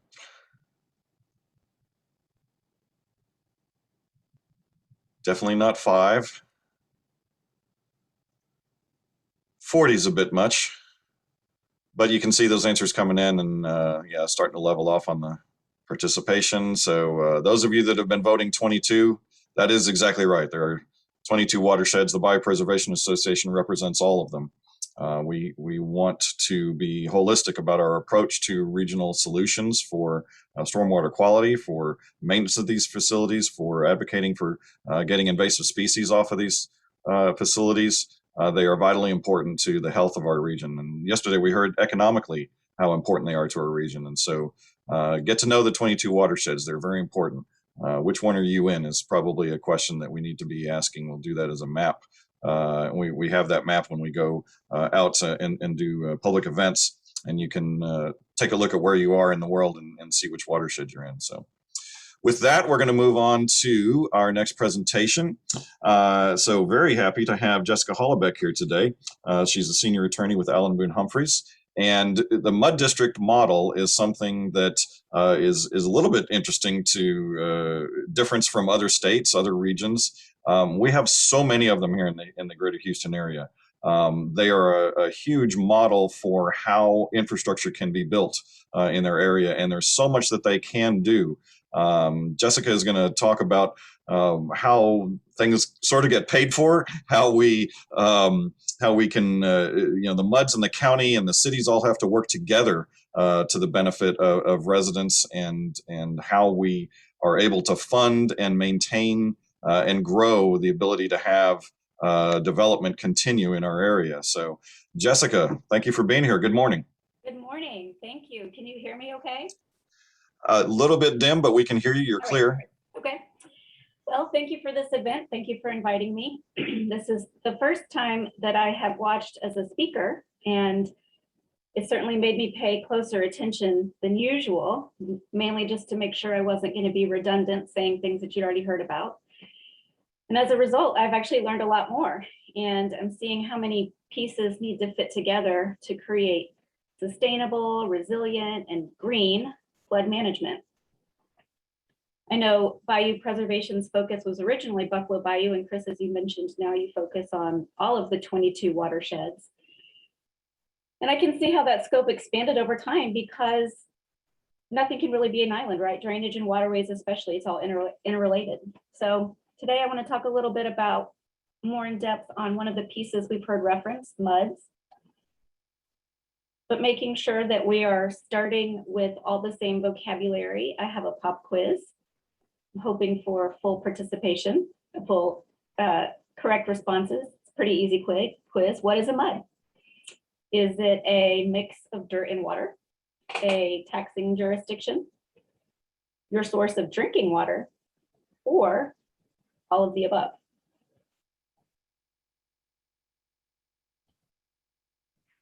While that poll tallies, I'm going to go ahead and give away the answer. A MUD, or a municipal utility district, is a small government. It's used frequently in our region to build and finance public infrastructure in partnership with land developers. A MUD can be referred to also as a water district, which covers an entire category of governmental entities that have the authority to provide water, sewer, drainage, as well as parks and roads. So they can do a lot. I think we've got poll results in. Looks like about half of you got the correct answer, all of the above. A lot of you noted a MUD is a taxing jurisdiction. Taxes always get our attention. MUD is still a mix of dirt and water, but the MUDs we're talking about today are taxing jurisdictions that provide funding for some of these projects that we've been talking about.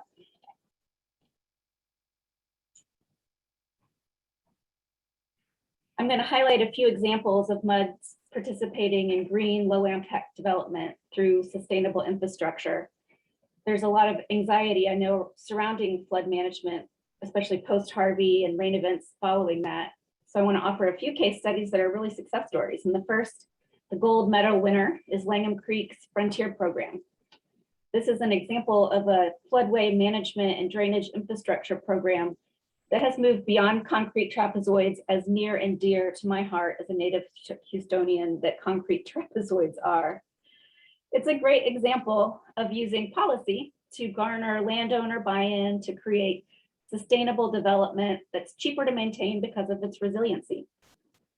Then I also have two honorable mentions, the Lumouts Greenway project in Harris County MUD 188. And Chris, I had picked this before I realized its affiliation with EHRA, so this is not brown nosing, and I think you even mentioned it on day one of our symposium as well.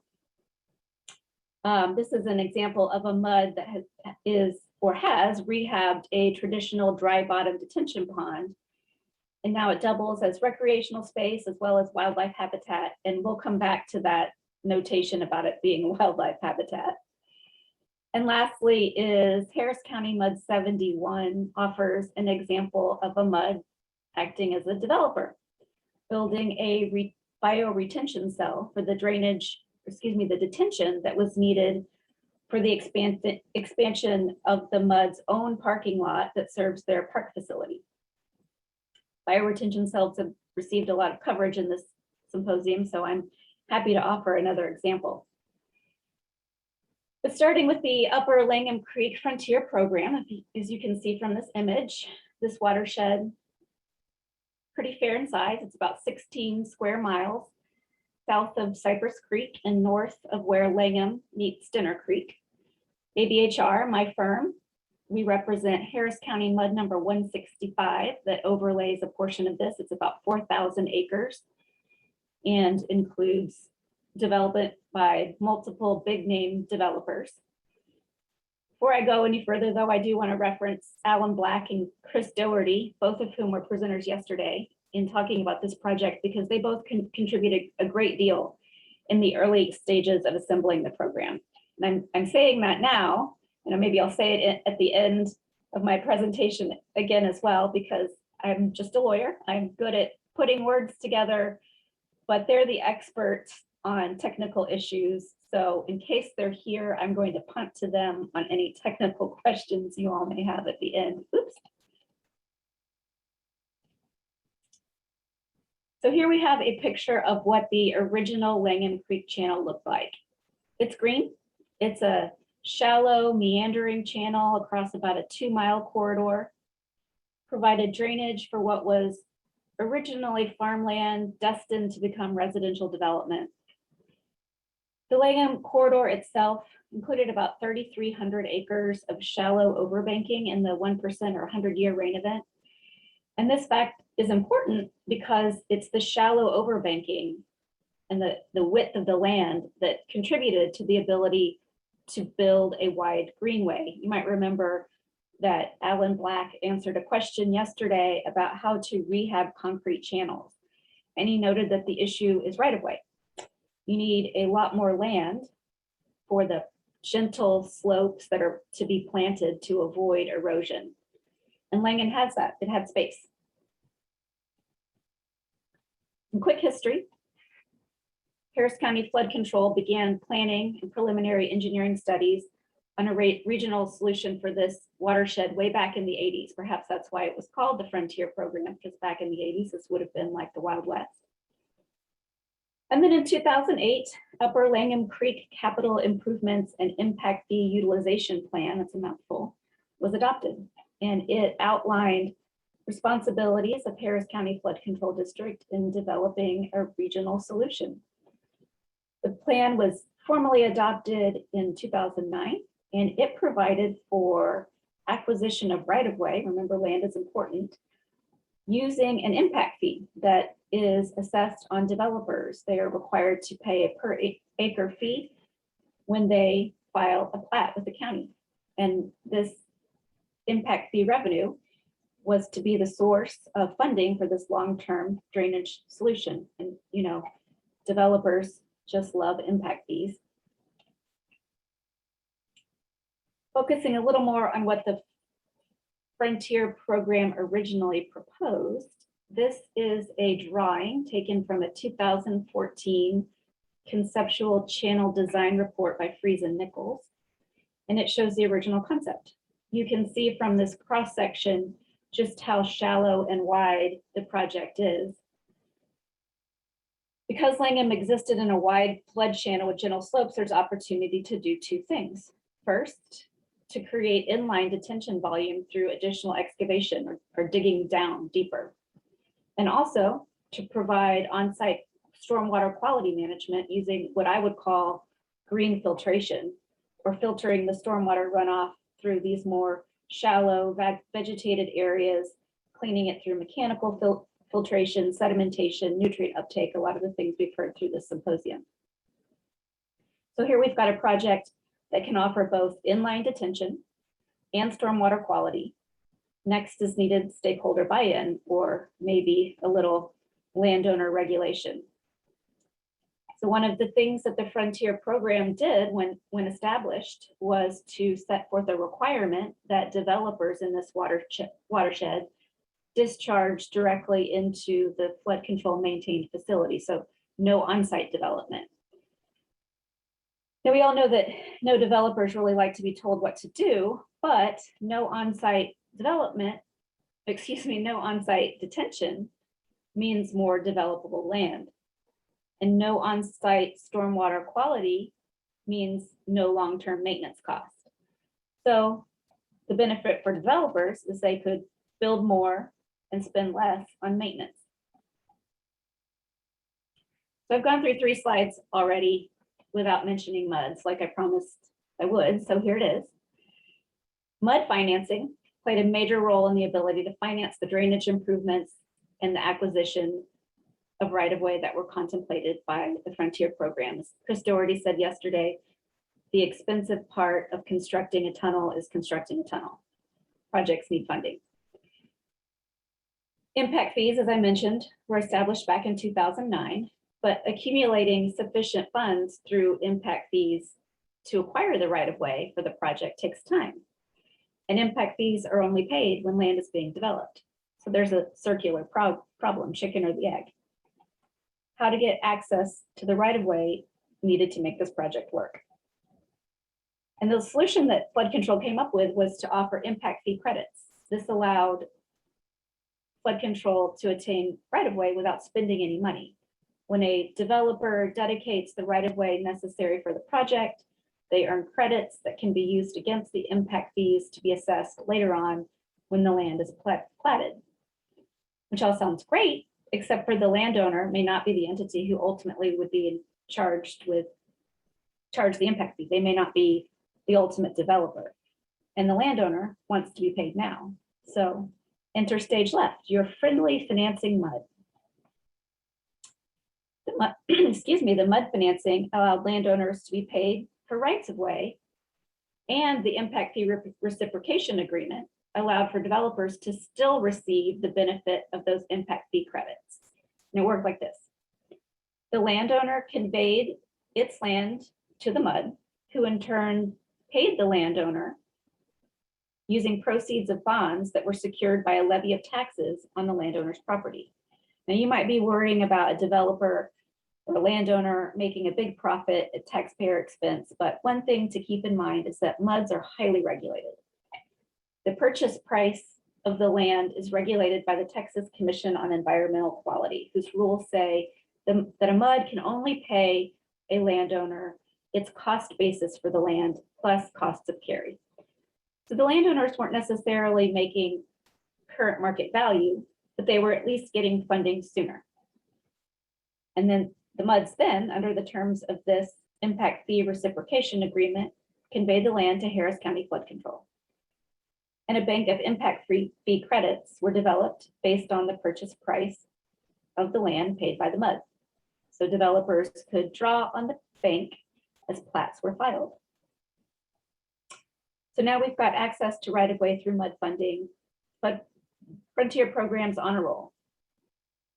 But still there's the issue of funding construction. Without a pocket full of impact fees, how would the inline detention be excavated?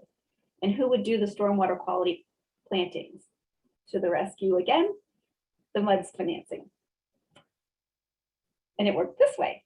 Developers, those who are filing the development plats, advance funds to the MUDs to pay for the excavation and other improvements, part of this drainage project, sometimes in contribution from the county as well. Developers also got the benefit of being able to use the spoils from the excavation for their lot fill. So it's a win-win. Plus the developers are able to be reimbursed from the MUD with bond proceeds as their development continues to come to fruition. So it's all working, right? But not so fast. The other challenge that the MUD was able to participate in was the U.S. Army Corps of Engineers wetlands mitigation permitting and permit implementation. Now, this is the part that I know the least about, but find the most interesting. The construction of the proposed channel and its water quality treatment ponds was assessed to affect about 5 acres of farmed wetlands. And in 2013, the U.S. Army Corps of Engineers issued a permit to Harris County Mud number 165 with a mitigation plan that called for the reestablishment and restoration of about 16 acres of riparian habitat within this newly constructed flood relief channel. And the plan was for the riparian enhancement areas to be planted with native trees and shrubs to recreate a functioning riparian system along the channel. The corridor would provide enhanced ecological functions, and the riparian enhancements would be placed under a conservation easement. But there were 2 problems. First, because of the degraded conditions of Langham Channel, the slope and channel stability under high flow conditions, which was tested to an extreme during Harvey, resulted in the need for repeated recontouring of the channel. So the degraded conditions, the sandy soils of the Langham Creek Channel meant that they could not stabilize the slope for planting. Without the plants, the slopes could not be, the slopes eroded. There was a lot of rilling.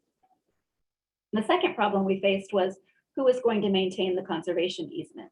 Flood control didn't want to do it. The mud didn't want to do it. We were having trouble finding any volunteers. So in 2019, 6 years after the original permit was issued, the mud was able to obtain a permit amendment that allowed for revising the wetlands mitigation structure and do plantings throughout the corridor. So this permit amendment set the stage for Harris County Mud 165's wetlands planting project, which is being advertised for bid right now. And this project is designed to achieve 2 goals: the removal of invasive species and the reintroduction of native material. During the time that this area was used as farmland, the channel's woodland zones filled with invasive species like Chinese tallow and Chinese ligustrum. So the wetlands permit requires replanting of native material along this meandering corridor. And there are 7 wetlands areas within the improved channel now, totaling about 15 acres that are going to be planted with wetland herbaceous species from local sources. And the pilot channel itself is going to be planted with 36,000 willow shoots being installed 25 feet on either side of the approximately 11,000 linear feet of this channel. And then the floor of the flood channel, the riparian corridor, will be planted by seeding of grasses and wildflowers, as well as planting of select bunch grasses using potted nursery stock.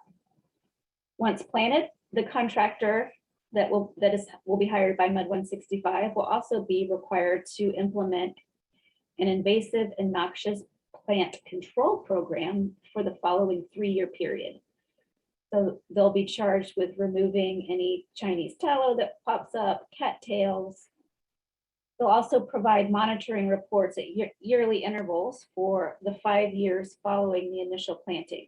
So to give an assessment of the coverage of targeted vegetation as well as invasive and noxious plant species. All of this brought to you by MUD Financing, who in turn benefits because of the no or lower cost of maintenance, no mowing, no stormwater quality features to maintain, and better survival rates using native material after major weather events like Winter Storm Uri. I was told that we only had about a 30% loss of the plant material that's out there now after our winter storm last February, which is a lot more successful than stories I heard about more manicured green space. Although the MUD is currently implementing the wetlands planting program, these are a few pictures of what Langham looked like during the excavation, construction, and initial greening of the space. Top left is the site prior to plantings being established, probably about 3 years ago. And the top right is Langham, just east of Fry Road, where a stormwater quality feature is being installed. Bottom left, also Langham, east of Fry Road, as plantings are being established. And then bottom right is the drainage channel today, where it is crossing West Road, and you can see plantings have been established. So in conclusion, the financing tools that the MUD is able to offer, the Frontier program was able to accommodate future expansion of the previously farmed land to fully urbanized conditions, providing regional stormwater quality features, and also be a structure that major stakeholders, meaning the surrounding landowners, would be able to buy into and support. Moving from gold star to honorable mention, here's where I've got a second poll to wake you back up. You'll recall in my introduction, I mentioned wildlife habitat. And so I want to see how many of you know what this duck is on the left.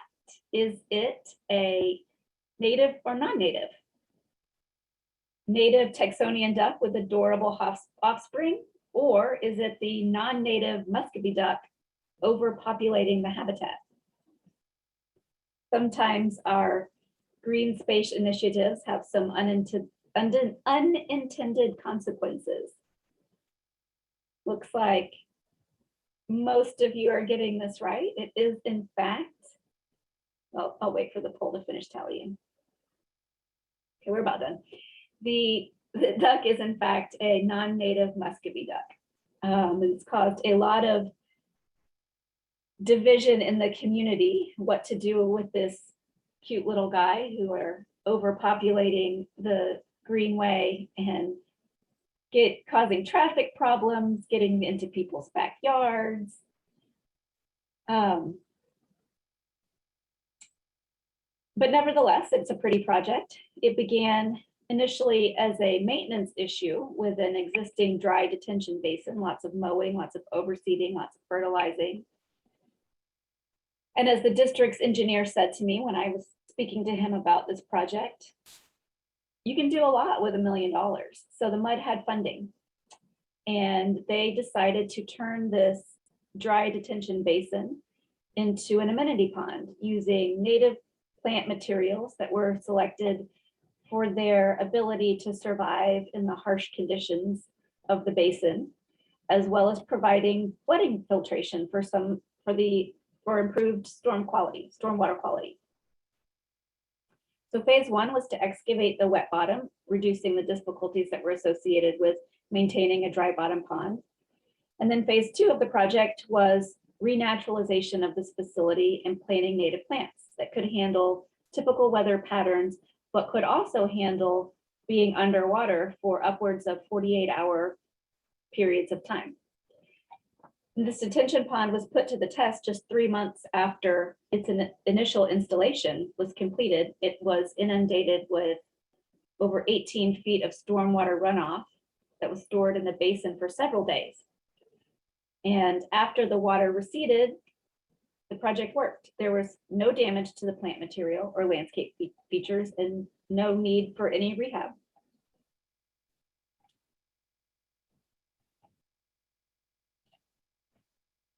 See here. Second honorable mention is the Woodring Park Rain Garden in Harris County MUD number 71.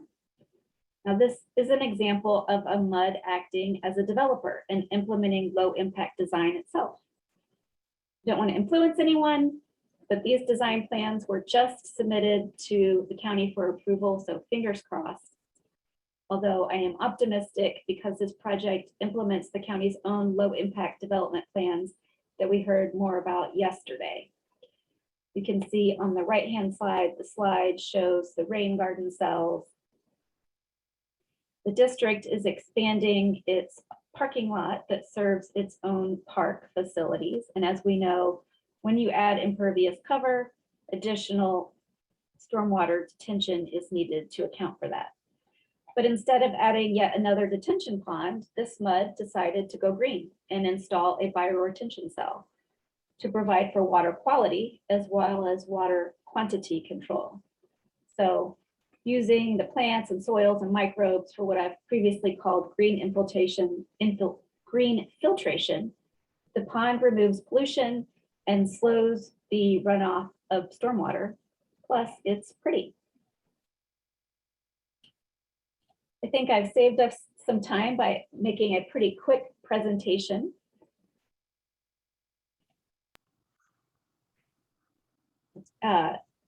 Three examples of MUDs participating in low impact development. I'm happy to answer any questions that may come up in the chat, and I've put up my contact information here as well. That's great, Jessica. Thank you so much. We do have a couple of questions. One came in about the maintenance period. You mentioned a maintenance period of 3 years, I believe. For the William Creek project, yes. Yeah, is that, should that be extended? Does it need to be extended? Can it be extended? So that initial maintenance period is what's set forth in our contract document. So the contractor who is installing the plant material will be responsible for a 3-year period after that. Of course, there will be maintenance required going forward, although, you know, less than a seeded and curated and mowed lawn. But the 3-year period I mentioned is really just for that same contractor to basically think of it as a warranty period. They're responsible as part of the original contract price for controlling invasive species that are popping up, as well as restoring planted material that may be damaged over time because of storm events, winter events, et cetera. Okay, yeah, that makes sense. Another question was, I think, and you mostly answered, about the relationship between the MUDs and Harris County Flood Control.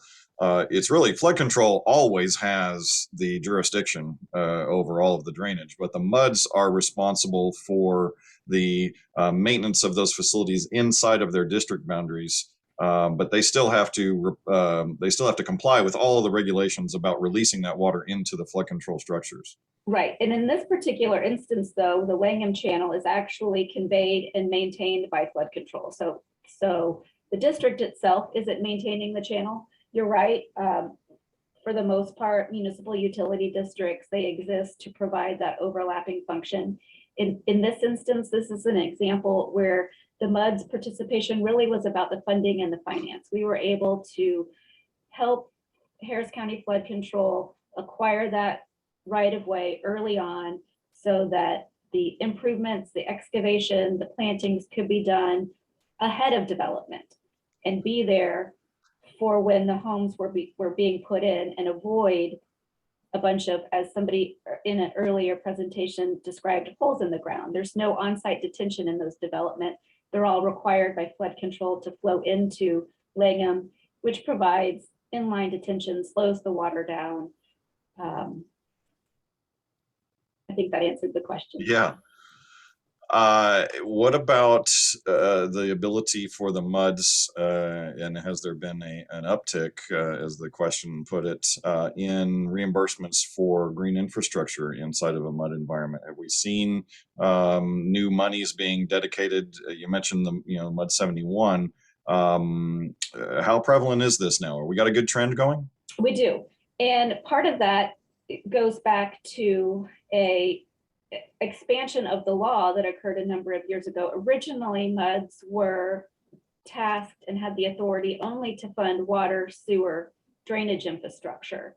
But a number of years ago, the water code was expanded to allow MUDs to issue what's called park bonds. So a MUD can actually finance green space itself. And we're finding a lot of benefit. You can leverage your your traditional water, sewer, drainage bond proceeds with park bond proceeds to pay for a greener space project. So I would say that MUDs are actually at the cutting edge and forefront. Of course, we work in direct partnership with land developers. Not all MUD projects are, it's not until the sort of end of the life of a MUD when it's been built out and the developer has moved away, like MUD 71, MUD 188, when they're doing projects on their own, we are also partnering at the beginning with land developers. And so the more that land developers are embracing these greener solutions, and the more that we can encourage them by providing financing for these greener solutions, the better off that we are. It really is a much more nimble way to achieve these results than relying on cities or counties, which certainly can't do it. But it's very difficult for the cities to do these kind of projects. Yeah, and I like the word that you use, nimble. We at my firm are big fans of really small government, which municipal utility districts are, because they can be nimble. It is governed by your neighbors who have an eye on wanting to green up the community. Right. Well, Jessica, thank you so much for your presentation, your information. This has been very valuable, and there's so many mud districts in our area. We really need to understand all the potential of them, and we've got great results out there. So thank you for presenting those. Thank you. So we're going to move on now. Our next presenter, we've got another great example of a project that's on the ground, very attractive and a very successful project. So I'd like to bring on Mike Miller. He's going to be talking to us about the Groves project. Mike is a vice president with Ashlar Development, the developer of the Groves, obviously. And your road entry is spectacular. It's a great way to enter the community. All of the neighborhood pockets, come right back to that main road where you get to revisit that natural environment all the time. It's a great design. So you're going to tell us how what should be something that most of the time is a constraint. It's something we have to deal with. You were able to turn it around. Yeah, absolutely. Thanks, Chris, and thank you for having me. Appreciate the opportunity here. So, yeah, I'm the master plan community developer of the Groves. It's located in Atascocita-Humble area. So today I'm going to give you an overview of the Groves that really focus on Madera Creek, which is one of these great drainage projects that Jessica referred to, where we utilize mud financing to create an aesthetic opportunity here. So let's get into it. So the Groves in Northeast Houston, it's kind of a one-of-a-kind master plan that's got this majestic backdrop of these Northeast pines. It's really a community that's programmed with the outdoors in mind, and we really kind of embrace life in the woods out here at the Groves. So our brand vision is creating a natural refuge that engages on a lifestyle inspired by the outdoors. As mentioned, experience principles are important to us in all of our master plans. This one's got life in the woods at the forefront, inspiring unplanned interactions, leading through design, keeping things simple, and just getting our residents outside. We feel like being good stewards of our land and utilizing it to our advantage has really kind of set this project apart. So this is a land plan of the Groves. It's 1,000 acres. On the east side there is Westlake Houston Parkway is our main entry, and then a couple years back we had Woodland Hills Drive come up north from the Beltway, and so that spine road, as Chris mentioned, is called Madera Run Parkway, and then you actually see the Spine Creek as it kind of weaves its way through it and kind of ebbs and flows from that main road. That is called Madera Creek, and I'll talk more about that in a sec. This is our lifestyle center at the forefront of the community. It's got a gym on the right side. It's got an adult teen lounger on the left side with a full kitchen as well. Preservation of trees is extremely important to us. Again, going back to being good stewards of land and keeping life in the woods. So you can see the number of trees kept on site, and then we're actually able to utilize reclaimed wood within a lot of our amenities. So here in this splash pad element, we've got this pump that splashes water down, and then we've got channels dug out, these wood logs from the site that the water can actually travel down, which kids thoroughly enjoy in a natural splash pad through the woods. A couple more images from the lifestyle center there. We've got a playground off to the side, and then getting our residents outside with ping pong and foosball table in the outdoors.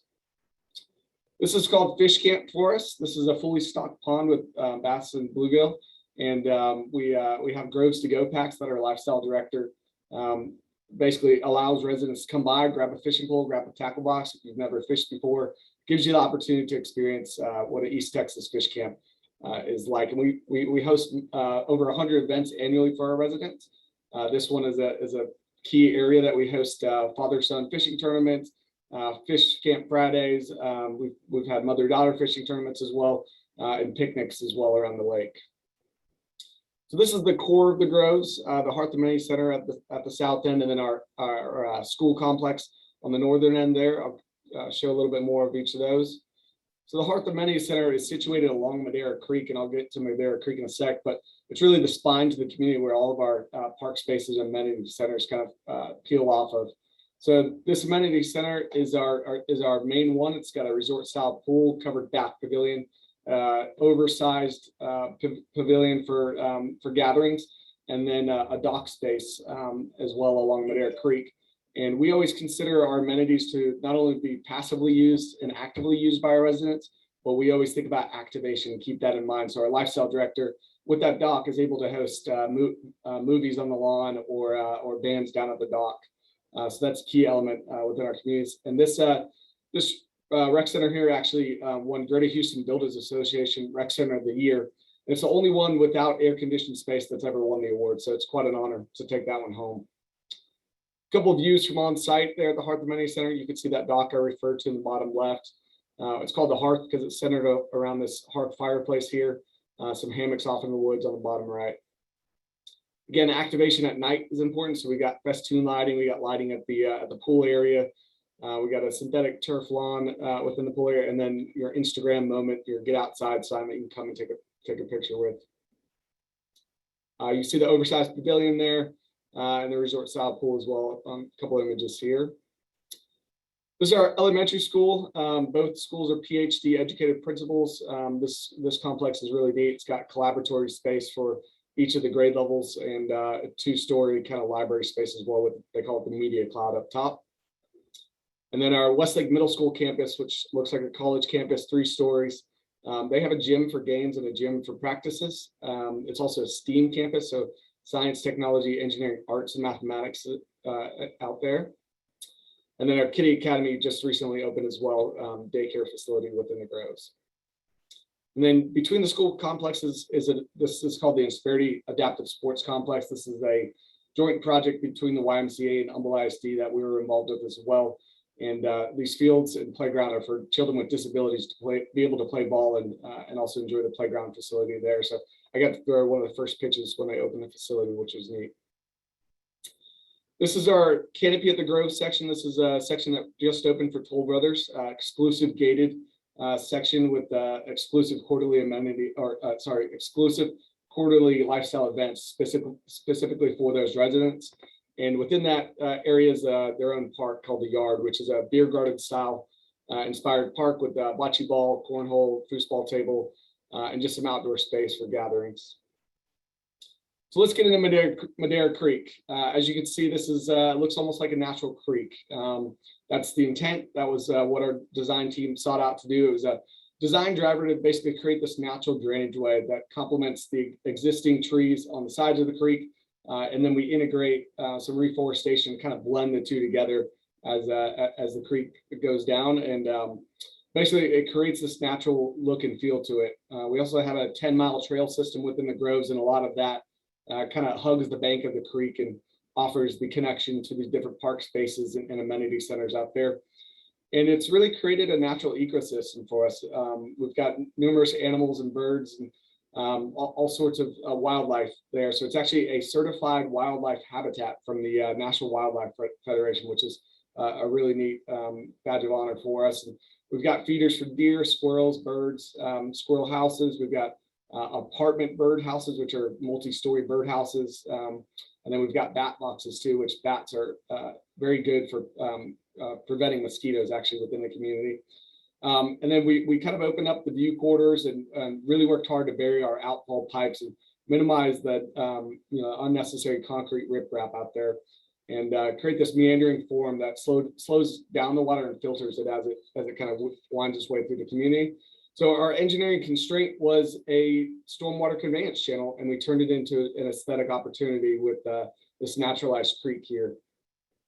So just to kind of point that out, so as you see here within the green box is the groves, and then you'll see the creek space kind of highlighted on this map here as it kind of winds its way through the community, and then it pushes out through Lakeshore community and ultimately to Lake Houston here as well. So up north, you can see just above is Eagle Springs, and not saying that they didn't do a great job with that development there, but typically what a lot of developers do is they turn that engineered channel into just that, an engineered channel. You can see the outfall pipes poking out. You can see the concrete riprap, and they kind of turn their back to it. So we wanted to embrace it and turn it into an opportunity. So this is from our charrette vision session. These are some early kind of sketches of Madera Creek. You can see the creek kind of ebbs and flows a little bit. We call these plunge pools, where they kind of open up into a bigger pool type area, and then it kind of winds its way back down to a skinnier, narrower creek as well. Some more kind of refined renderings of that as it began to take shape and really kind of define what the groves was going to be, and set our spine for the community out here. And then this was phase one of Madera Creek under construction with this aerial view here. You can see the roads not even in yet. So our biggest challenge was actually getting this stormwater conveyance channel or creek system to actually outfall to Lake Houston, because we actually had to go under the Union Pacific Railroad here, which is quite the engineering feat to do. So these are first images from the construction of the creek. You can see the plunge pool opening up on the top left. Contractors working to get the channel kind of dug its way through. On the other pictures, and the existing trees on the top of the bank there.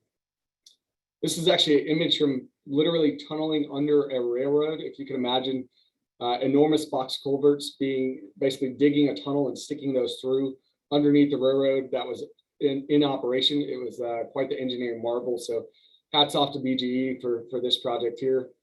And you can see a little bit more of that digging of the tunnel system there to get our box culverts in there.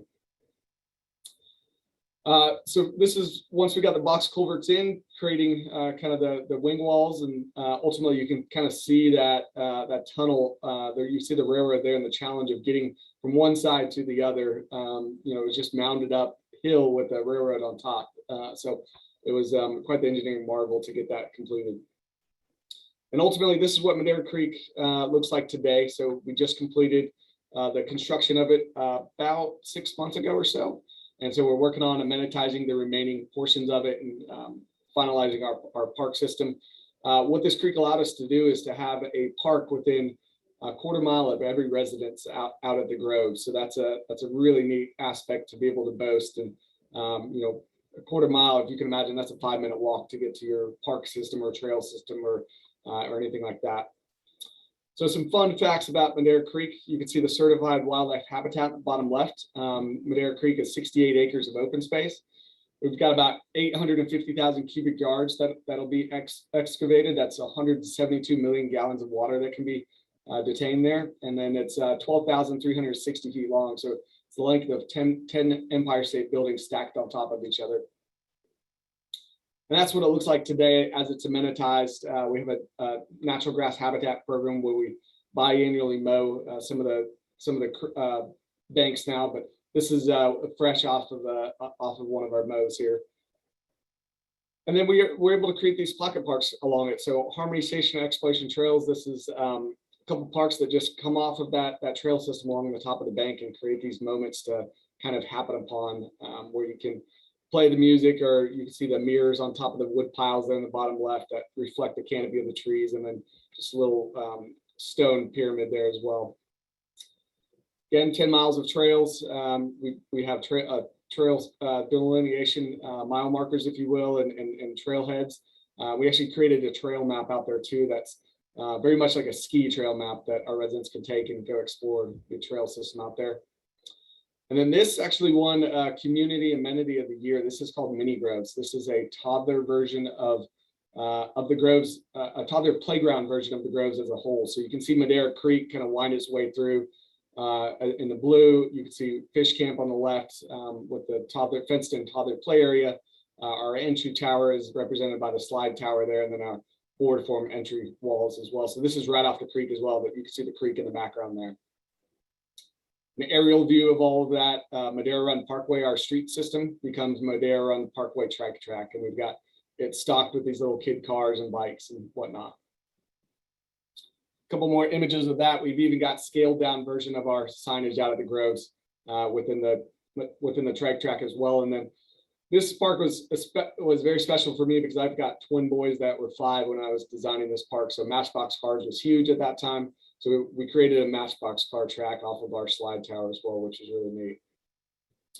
And this is Mountain Groves. This is in construction now. And this is the reason I put this up here is this is where some of the dirt is going that we're digging out of Madera Creek. So instead of losing it off site and hauling it away and taking the spoils off site, we decided that we had a drill site, which is a 4-acre site that you don't necessarily want to put an amenity center on because somebody could come drill on that site. But we're like, hey, why don't we mound up some dirt and create a hill for our residents to enjoy? So it's a massive hill that residents can utilize for fitness or slide with a cardboard box down or whatnot.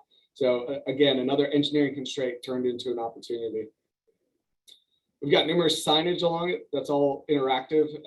The top left one, actually, if you see the metal channels there, it's actually some rivets that you take a metal pole and strike it down the rivets, and it makes the sound of different frogs within our creek system.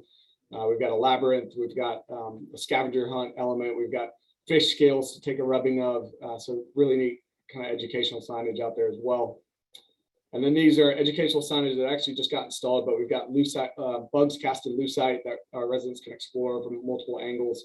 And then the nest is a new park that we just did that just talks about the nesting layers that some of our wildlife has out at the groves.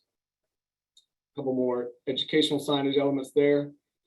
And then just, this creek system allowed us to really set the groves apart and create life in the woods. So we've taken home a number of awards. So I'm very proud of my team and my design team and consultants that really put their best effort and bought into the vision and really kind of set the groves to a whole nother level. So with that, I was quick. Had a lot of photos for you guys, but I think I've got some time for questions there. Well, thank you, Mike. And you do have some questions. We got quite a few because this is a great project. And they're still coming in. Let me get to the ones I already know about. As a land planner, I agree with this question. I'd like to know who all participated in the design charrettes. What part of all the team members that came together to work and because I understand, the concept of the more team members there, you start to work out those problems ahead of time. So who all participated? Yeah, so we ended up having 2 5-day charrette sessions up in the woodlands. So if you can imagine, you're taking all of the best minds in the business and putting them up in the woodlands for 5 straight days and telling them, this is what you're focusing on. we even had a bowl for people to put their phones in every morning so that they let's concentrate on this project and you can get to your email messages later. But anyways, it's important to have a multifaceted team. We had everything from TBG partners from the landscaping perspective, BGE from the engineer perspective. We had local builders. We had David Jarvis of John Burns Real Estate. We had our team at Ashlar Development. We had some market guys there. We had our lifestyle team there. Our CCMC is our HOA lifestyle team, so we had them there. We really try to have every single stakeholder that was going to play a part at the groves at this. And what it did is it really allowed everyone to buy into the vision. And everyone felt like they had a part to it. So we're not all working in our different silos. Hey, here's what the landscape team thinks we need to do, engineer, make it work. It's, hey, here's what the landscaping team needs to do, engineering team, you guys are here together, let's collaborate, let's get this vision on the paper. So it was a great process to go through. One of the things, and this being a relatively new project, but you have other developments, is there anything over time you go back and say, 10 years on down the road and you say, hey, how is this performed? What did we see from, how is it used? What plant materials are working? What designs didn't? Do you go back and look at those kind of things so that the next project is better? Yeah, absolutely. I've been doing this about 10 years and been involved in a number of master plans in the Houston area. And absolutely. I always continually reevaluate, some of the parks and playgrounds and what worked and what didn't, landscaping, etc. Really trying to better it, if you will. The Groves is coming on 8 years old from the start, and lessons learned from that first year of development and reclaiming that wood and how to treat it. We were able to better treat the wood in subsequent phases. We were able to find better ways to preserve trees on site in some of our park areas, for instance. So it's a continually evolving thing. We always try to better ourselves in everything we do, and that's represented in all of our kind of evolution of all of Ashlar's master plan communities, is learning not only from our individual projects, but also learning from the other projects. We've got master plans in Dallas, Nashville, Austin, and Houston. So taking example from those projects, those other projects as well, has been important as well. Do the culverts handle wildlife, or is that just for stormwater? The culverts culverts are primarily for stormwater, but you'll see ducks kind of travel their way through it and some other wildlife. So primarily just for getting the water through. Okay, got it. I like the idea. It's certainly a recommendation of American Planning Association, Society of Landscape Architects, about the quarter-mile distance for all the residents to get to the parks. From an acreage standpoint, is this project any more devoted to parks and open space than others? Or is it a company thing? How do you come up with that metric about how much this community needs for open space? Sure, it's a great question. This certainly isn't a typical let's take all the trees down and maximize our density type project. We from the forefront set out to be good stewards of the land, set out that we wanted to be sure to preserve enough acres of open space and trees and create this creek system that we saw value in it, and we're able to achieve those higher price points on selling the lots, we felt, by doing so. So yes, there's a balance you got to play between, obviously financial mechanisms and making the deal profitable, but being good stewards of the land and keeping open space. And this probably has more open space than maybe I call it a smaller development that just takes the trees down, but it's not any bigger. It's not any more acres than a traditional master plan would probably have within the open space. So it's an important thing that we thought would differentiate this community from others. Okay. It looks like Yancy Scott's still with us. He wants to know what your lot ranges are. Yeah, so we started the community with 55-foot homes and 70-foot homes. We've since been able to, fortunately, thanks to Houston zoning, been able to flex pretty quickly as the market as the market changes. So we've got everything. We're working on townhomes right now within the community that will be developed probably mid next year. So call it 25 to 28-foot wide townhomes, all the way up to 70-foot homes. The toll brother section is gated. Large homes in that area, and we range in prices probably from the mid 250s upwards of, probably 800,000-900,000 is probably the most expensive out there at the Groves. And then finally, from a maintenance standpoint, this is for instance, your creek, obviously your park facilities, but you've got an HOA and you've got your mud. Where's the primary maintenance done for those components? Specifically with your huge creek component, that's going to be a lot of maintenance cost. Is that something that is costing you more because of the look of it, or the green infrastructure ideas, the amount of the plantings, the kind of plantings, is that having dividends for lower maintenance costs? Yeah, so we've got a lot of native planting out there, and we also have a native grass habitat program going that we biannually mow, so that keeps our costs down. We still try to keep it kind of high and tight for the areas that need to be mowed, and it's kind of a joint partnership between the HOA and the mud. Okay. So the HOA actually maintains it because we have other common area within the grove. So by having one maintenance contractor that handles the creek and the HOA common areas, we're able to have both areas mowed on a routine basis by the same contractor, so it's got the same look and feel. But then the mud actually reimburses the HOA for their specific portion of the common areas that are getting mowed. Okay, that makes sense. I can't say enough how much we thank you for coming and sharing the project. It's a great example of the mud environment and a developer looking at like I say, turning a negative into a positive for sure. Great project. Congratulations and thanks for being here. Absolutely. Thanks for having me, Chris. So moving on, we have our next presenter. Once again, the idea of doing this virtually has allowed us to bring in some people that maybe we wouldn't have been able to if we were still in person. City planner for the city of Mont, Belvieu. We have Ken Barnadyn with us today. Really appreciate him coming to talk about working with developers in a low impact development project. I'm looking for him to come on screen. Can you hear me? I can hear you. There you go. All yeah, right. and I just want to remind everyone, Ken is not going to be sharing video, but we will be able to hear him and see his presentation. So we can hear you and you're ready to go. Welcome. How are you doing today? I'm doing great. How's everybody doing out there? I think everyone's doing really well. Looking forward to hearing from you. Tell us about how you were working in low impact development. All right. I'd be happy to share that with you. There we go. Everybody see that? Yes, sir, Ken, we got you. All right. So first of all, I want to thank everybody for allowing me to be here today and talk about the city of Mont Belvieu and what we're doing for low impact development and detention. A lot of people don't even know where Mont Belvieu is.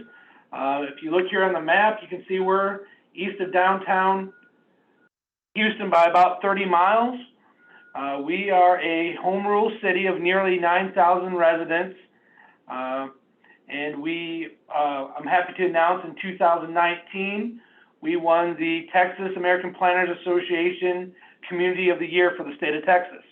So that was a real feather in the hat to us and all the things that we're doing out here. And we're just real thrilled to be allowed to do what we do with the freedoms that our city council and city manager gives us to bring new thoughts and new ideas into the city. So a little bit more about us is right now we're seeing tremendous growth. In 2018, the Houston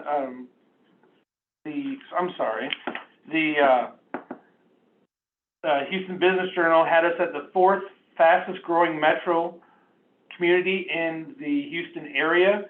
We're currently seeing anywhere from 200 to 250 new homes a year, and we are currently looking at doing a 3,500 home master plan community. It's going to be going to council here in the next couple months for final approval. Our trajectory has us being at 30,000 people in the year 2035. But we're not only seeing growth in residential, we're also seeing it in our economic development. You'll notice here this area along what is known as Eagle Drive in Mont Belvieu. I've been here for 6 years, and everything along here that I'm highlighting has taken place in the last 5. So we're seeing tremendous growth in our economics, and with having ATB as an anchor in the area has really spurred a lot of this development. Also, if you notice here, the Grand Parkway is cutting right through the middle of Mont Belvieu. I also like to point out this area here is the master plan community that will be going before council for final approval. Now, on a footnote, all this commercial development right here that I'm showing is actually mitigated their stormwater runoff by this passive park that we created. It's a 200-acre passive park that has 74 acres of ponds, 7.6 miles of trails, and 90 acres of programmable acres for doing different things like fishing tournaments, picnicking. We also are having a dog park, those sorts of things.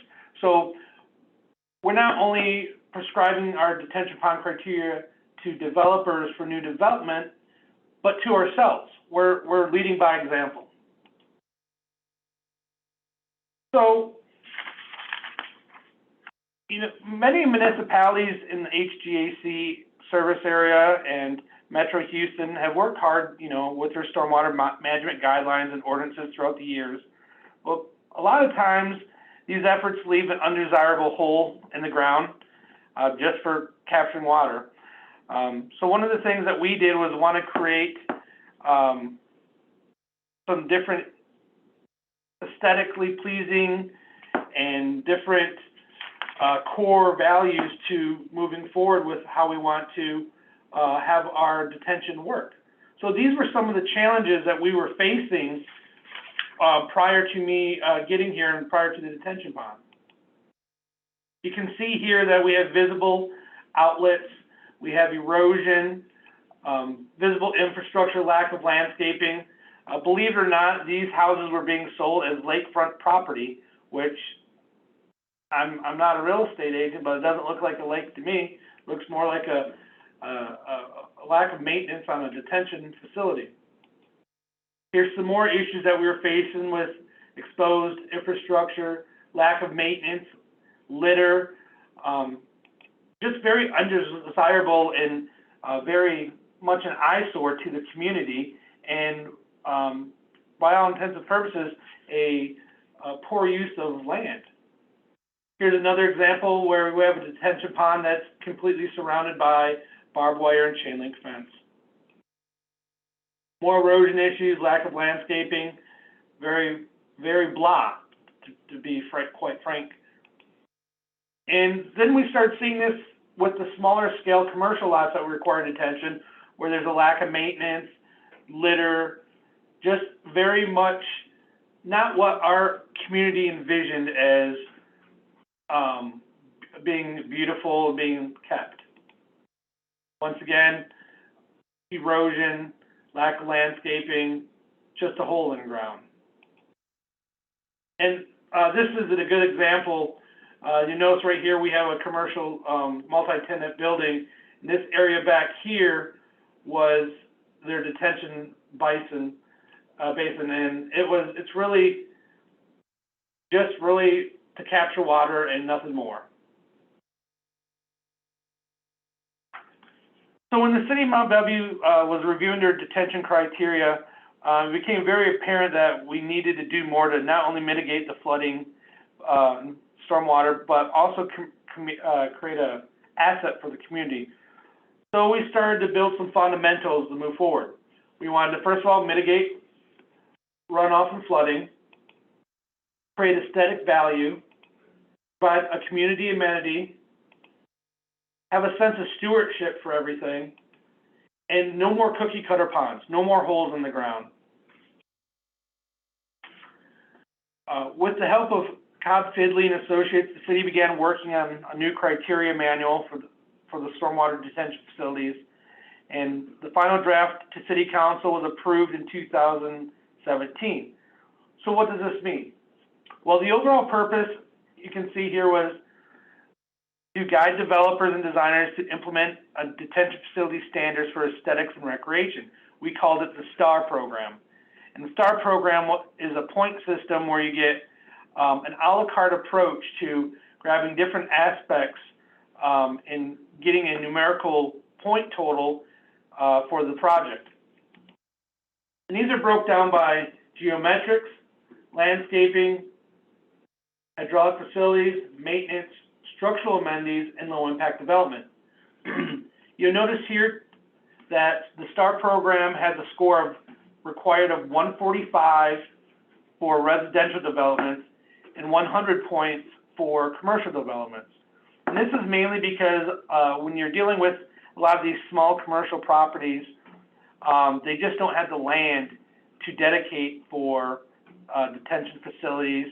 So we cut them a little bit break where they can get away with doing a little bit less because they're already having difficulties meeting the requirements to get that kind of landscaping there. So let's go into geometrics. With our point system, we look at different areas, and one of them is horizontal undulations, which basically ensures that you don't have just a square or circle in the ground.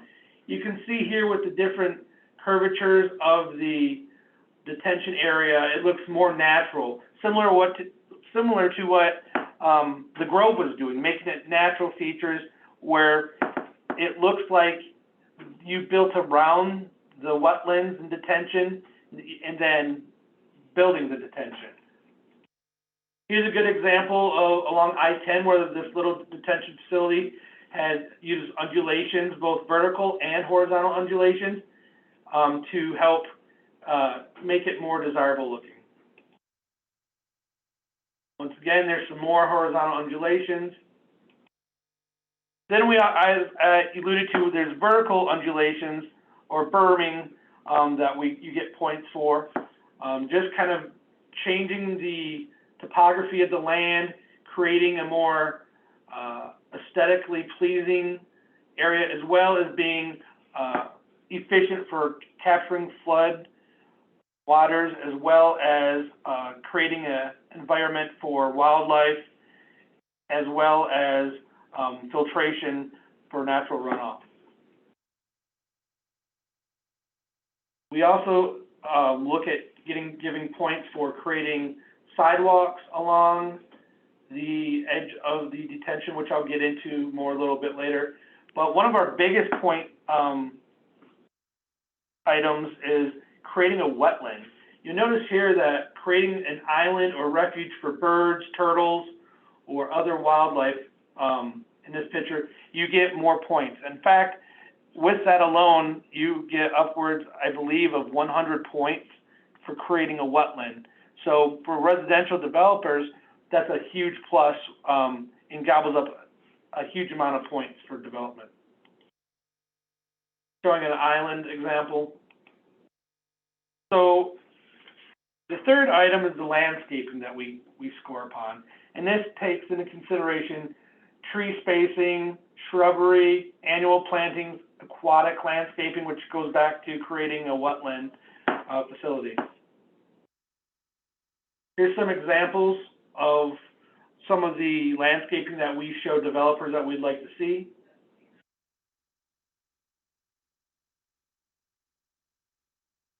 As you can see here, we're trying to help really create that visible presence that we built around this area, not building, that we didn't build the area.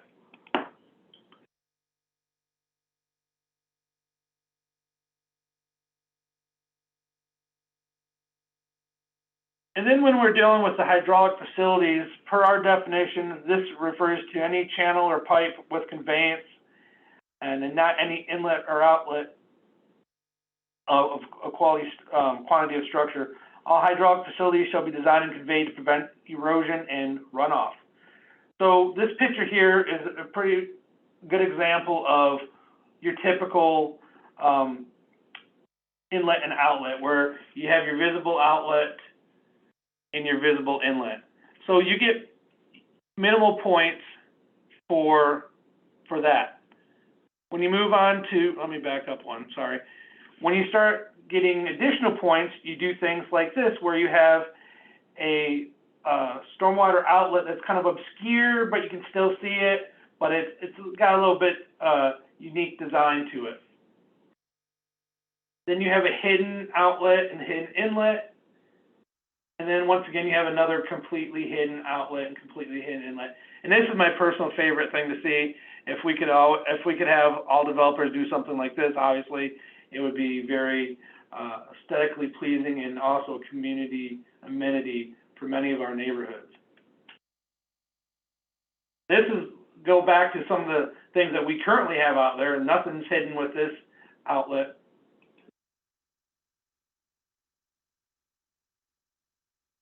So one of the things that our STAR criteria also has us do is a maintenance program.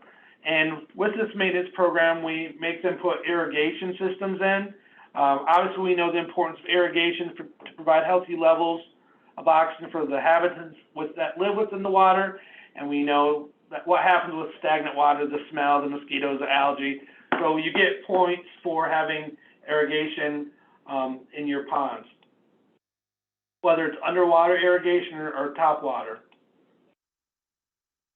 We also require them to do a maintenance scheduling plan, which is for the life of the management stormwater facility.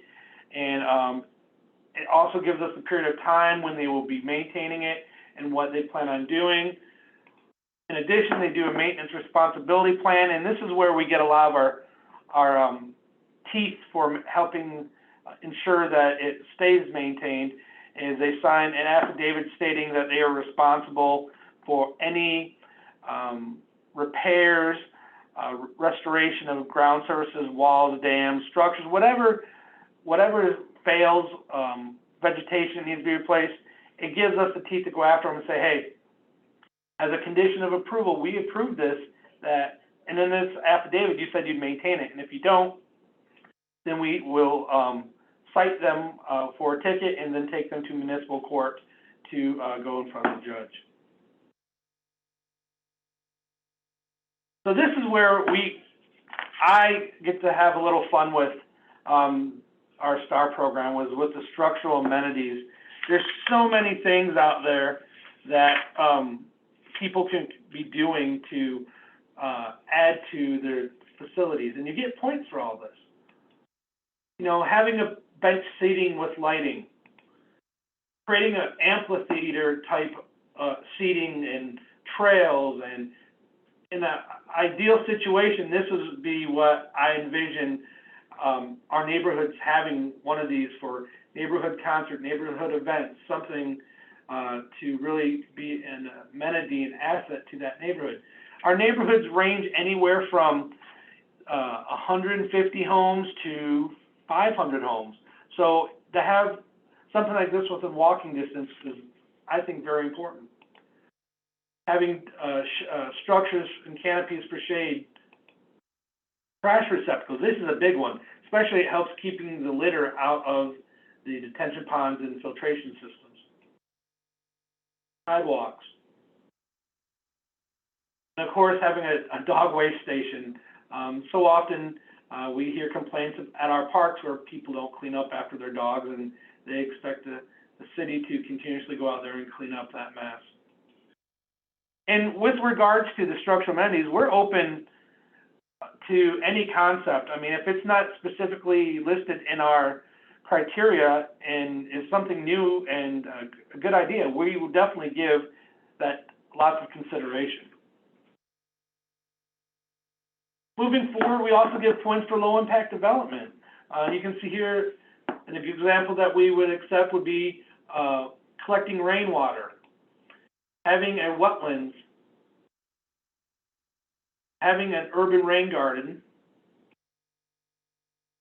This is a pretty popular one that we see out here, is having a filtration system that is using, you know, the different gravels and sediments to filter the water off of the trail, going through the grass, going through the rocks, going through the gravel, then flowing into the detention pond. Once again, some more rain gardens. We also, and then I want to kind of point this one out, we also encourage underground detention. Now, if you use underground detention, you do not have to adhere to the criteria. We've had a couple instances where the developers have used underground detention in addition to parking lot detention of up to 3 inches of water could be detained in the parking lot until it's filtered into underground detention. If you have underground detention, you don't have to adhere to the criteria. Also looking at roof gardens, which is not very popular around here, but could possibly happen someday. So this here is a current pond that we have in our Lakes of Champions subdivision. I also, you know, some of these pictures that I used previously in the presentation were taken at this location.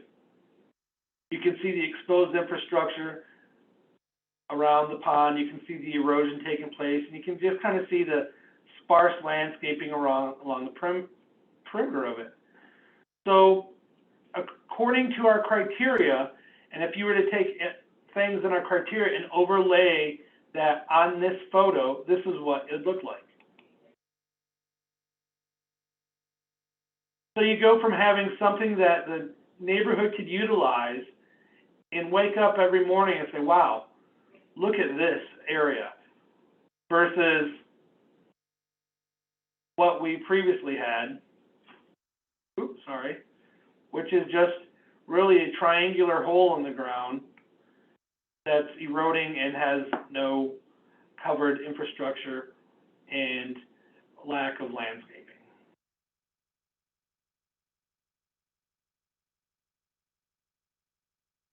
So how do we get to this point with the scoring system? This is a very, very basic submittal that we have in our criteria for as an example. I want to point out that this criteria only applies to new development. So any detention ponds that are currently out there, they are grandfathered in, and we do not go back to actively fit everything for that. So if this were to be a commercial development based on this plan, it would pass, and I'll show that here in a moment based on what they have here. You have your 6-to-1 ratio for the slope. You have your outlet, which is hidden. You have your amenities, trash receptacles, park bench, lighting, landscaping, as well as the landscaping along the perimeter. You have a berm. So they're getting this is a very basic, kind of to help people walk through what they need to do. And this is right here how we get to the calculations. I know this looks a little bit, this matrix looks a little bit confusing, but it's actually pretty easy once you do it once or twice. It's pretty easy. So when a developer comes in, this has to be filled out, and then we review it to make sure that it goes with the plans. We talked about the geometrics, undulations, and then the vertical and horizontal undulations. So they get points over here. Then you get points for your low impact development. You get points for your hydraulic facilities and hiding them, maintenance, structural amenities, and then you take the landscaping. Then you take all those up and add to the point total. You get 125. This is based off that example I just showed you. So it would qualify under the commercial development, but would not make the cut for the residential subdivision development. So if this were the case and it was a subdivision, we'd say you're 20 points short. Then we give them ideas of where they could pick up those 20 points. A lot of times, residential gets a lot of their points for creating a wetland or wetland environment. That gets the most points. We had one individual who was looking at doing this propose a turtle nesting site within the detention pond. Needless to say, they had to change it out because there wasn't the population of turtles there to really require that nesting facility. Here's a good example of one that actually occurred shortly after we approved the criteria. This was for a commercial development on a small piece of land for a Chicken Express restaurant. And right over here, they have a detention pond that has a retaining wall. Per our criteria, anything over 1 to 4 slope is not allowed unless it has a retaining wall. So they just didn't have the land to do that 1 to 4 slope. So they went ahead and did a vertical, straight vertical along the detention pond, and then used a retaining wall to hold it back. I know this isn't a good picture, but this was when they were just finishing the construction of it. But you'll see the sidewalk that goes around it, the landscaping, the retaining wall. This is actually a dry bottom pond that just basically holds water of large rain events. Since then, they've already put in their benches. They've put in trash receptacles, doggy waste station. And if you go by there, you'll see people walking out there when it's a nice day, burning off those calories from eating all that fried chicken next door. Here's another picture of it. And this is currently under construction right now. This is Lakes of Champions Section 4. it hasn't started with the landscaping or sodding yet, but they just carved these out of the ground. Once the final plat approval is completed for this section of land, it will then get the sidewalks along the perimeter of it, the landscaping, this particular one, they like to use lots of rocks and aquatic vegetation to create a wetland look to it. And you notice that they're not just circles or squares in the ground, they have some undulation to them. At the top of the screen here, you notice that it connects to these 3 ponds up here. Unfortunately, these ponds were grandfathered in. However, we did get them to go back and include some stuff to amenitize those ponds. These ones will have, like I said, sidewalks, trash receptacles, benches, picnic areas along it. And on this side of the pond, actually will be houses on this side of the pond. So their rear yard will butt up to the pond, in which they'll have access to their gates to the sidewalk along there. So that pretty much concludes my presentation. I apologize, I don't have my contact information up there. I can go ahead and put that in the chat if you have any questions or want to email me after the my presentation, or want to follow up, or just discuss how we got to this point in more detail. I also placed a link to our detention pond criteria on our website, so you can go and take a look at it. I want to mention that we have already started looking at revising it. We've encountered a couple little minor issues in the scoring system and that keep popping up. So we're, fine tuning it as we go along. And luckily, both developers for residential and commercial have been very appreciative of this criteria and have been more than helpful in implementing it. We've even been having people in industry utilize it. Obviously, they don't have the pedestrian traffic that commercial and residential have, but they've been doing things like creating picnic areas for their employees to go have lunch, landscaping their ponds, and just really creating an oasis for their employees to go to during lunch, or if they need to go outside just to take a break. So at this point, I'll open up the floor to any questions. Well, Ken, thank you so much. Got to give kudos for such a citywide commitment to this kind of enhancement to the community. Do have a couple of questions. There is a FEMA rating system, community rating system program. Does STAR, do you know if that helps meet those requirements that FEMA has? Well, our flood mitigation is based on the Chambers County criteria. And the STAR program is really geared towards aesthetics and recreational aspects of it. So it really wouldn't have much with, the STAR really doesn't come into play with the FEMA stuff. But we do adhere to the Chambers County criteria, which that would, in that aspect. Okay. And then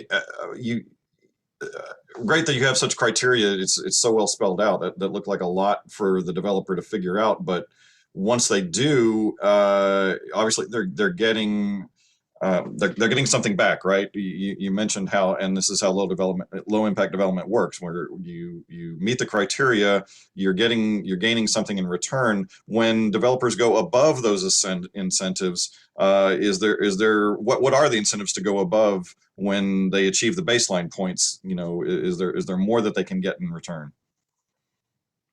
With some commercial developments, yes.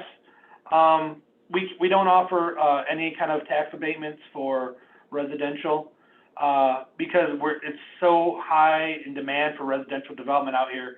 We don't have. They're more than willing to meet those just to get their foot in the door.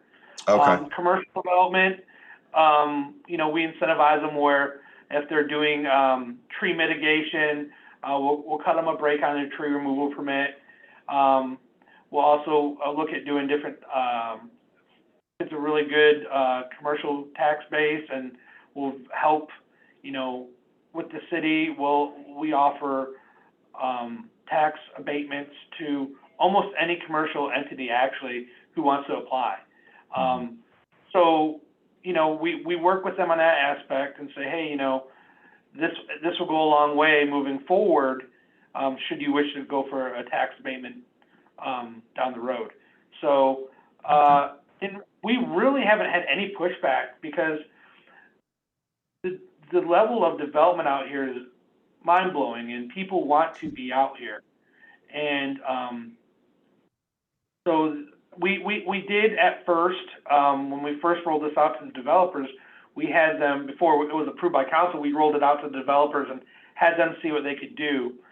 And they're like, there's no way we can meet this criteria.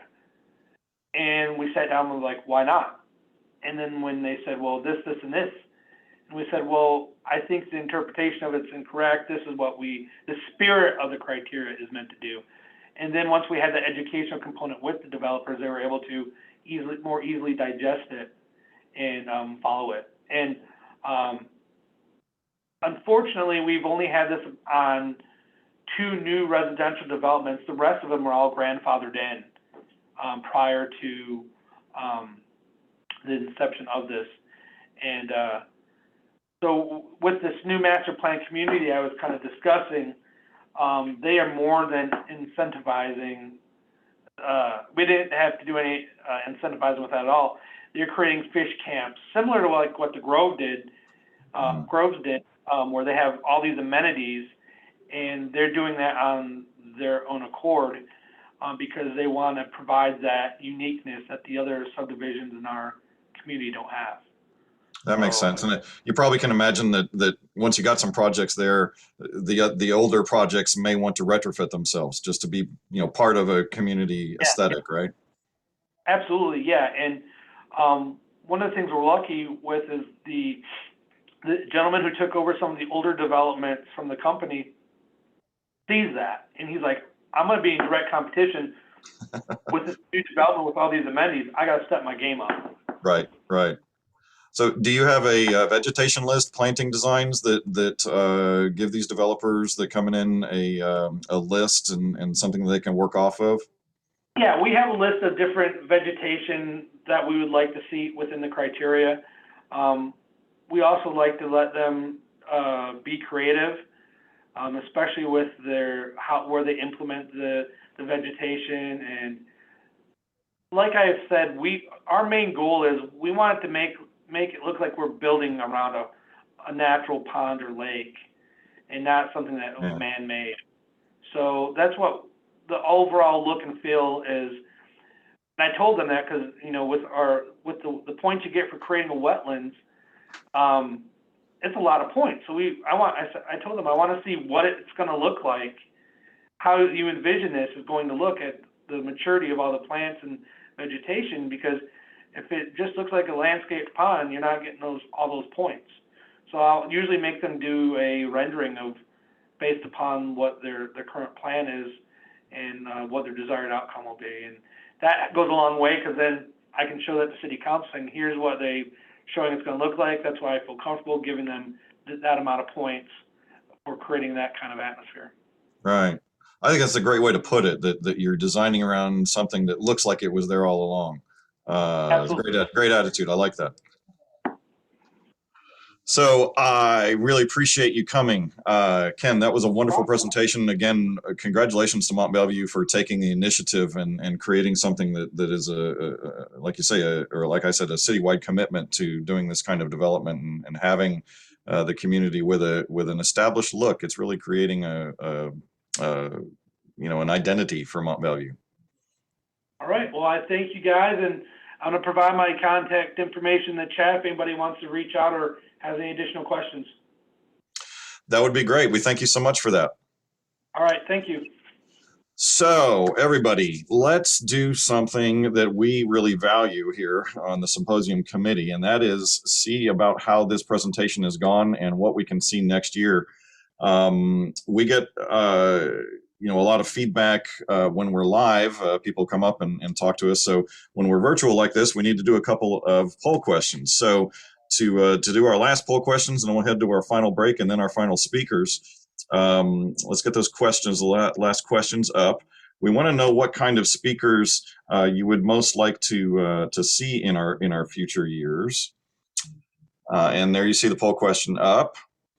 So we try and be as broad as we can in bringing different viewpoints. And you see how we really tried to go from one side of our region to the other in today's presentation. And because, like I said before, we represent a huge number of watersheds in our area. And so I see everybody's answering. This gives us a guide on who we try to farm and bring into as speakers into these symposiums year after year. So agencies and governments are a huge component. Obviously, they're the managing agencies that govern every aspect of how we do what we do, but we rely on our professionals and our academics, obviously. So I think that is appropriate. I'm seeing that results come in. So yeah, that's kind of petered out. So yeah, that is very similar to previous years, and I think we shows that we've got the right mix, and we're going to continue to do that mix as we put on future years. 19th annual coming next year for sure. So the next poll question, we're going to ask you about topics. We try and have unique topics, but always related to our bayous. But we've in recent years talked more about land and the things that are actually portions of our watersheds. It's not all just about the waterways. And so let's see what your answers are to these questions about, shall we continue talking about green infrastructure? We've done that today, obviously. Access, like recreation uses. Obviously, flooding and climate has a huge impact on how much water gets into our bio facilities. And we're always interested in water quality, which has to do with both the water itself, but also what's in the water, the floatables. We've had a number of symposiums in the past that have focused on trash and plastics. And of course, we have a number of activities that we do as an organization, which we're going to put in the chat, some links to our website, our Instagram account, our Facebook, our ways to get involved with us. You can find membership in our website. And I think we can close that poll question. Reason for posting those is that's where you find out about what we're up to. When we have citizen science groups going out into the streams and doing water quality monitoring, when the next trash pickup may be, also what presentations we're up to, and also what we may be doing for fun. We have in our past gotten some groups out and into bayous for nature walks, even gotten out onto the bayous in canoes and such. So those are all things that we do throughout the year, and you can find out about what all we're up to at those virtual venues. And so let's get our final poll question up. We're asking you about how you like this 2-day symposium compared to our normal 1-day in-person symposium. Clearly, we've learned a lot on how to do this during COVID. I think we've all figured out how to manage the tech part of it. But do we want to get back to in-person, or should we stay more virtual or provide a hybrid? So I see those entries coming in. Yeah, we kind of thought you might like the hybrid. We're going to have to figure that out. And we would like to see everybody's shining faces in person as well. I think we want that in all aspects of our life, frankly, right? But we need to do so when it's safe. And allowing people to be in other locations via virtual medium is desired as well. So yeah, I think we can close that poll question as well. And it looks like, yeah, y'all kind of see it as we do. So we will investigate that. We'll see how a hybrid can work for us in the future years. So with that, let's take our final bio break. Get yourself up from your seat, do a little stretching. Check those text messages if you need to. Once again, we will have some videos playing. I want to recognize our final bio break sponsors, GSI Environmental and also Mr. Tom Bacon. And you'll see those movies playing while we're taking this final break. We'll be back in about 3 to 5 minutes and finish up strong with our last 2 presentations.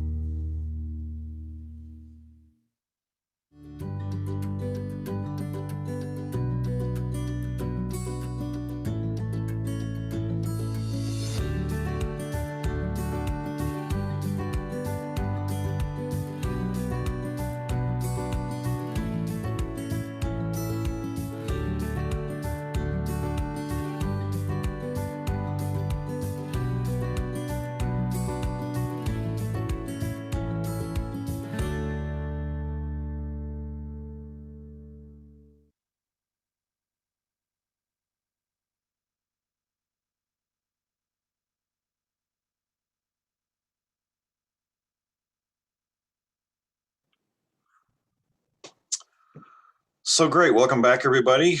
We'll finish out our morning, get you all off to lunch. Very happy to have, this is very interesting. We searched this individual out for a speaker today, heard great things about him. A bunch of our committee members had seen presentations. And as you have seen in at least photographs so far, the idea that agriculture or natural environment can work together in an urban environment, you see that in our own logo. When we did our logo revamp, recognizing that Houston area is an urban area, and yet we are permeated by these natural streams. How do those work together? So I love the topic that Tommy came up with, understanding agriculture's place in the urban mind. And without further ado, let's get Tommy Garcia-Prats, who is the co-founder and general manager of Small Places and Finca Robles, to give us our next presentation. Really appreciate you being here today. Get you on screen.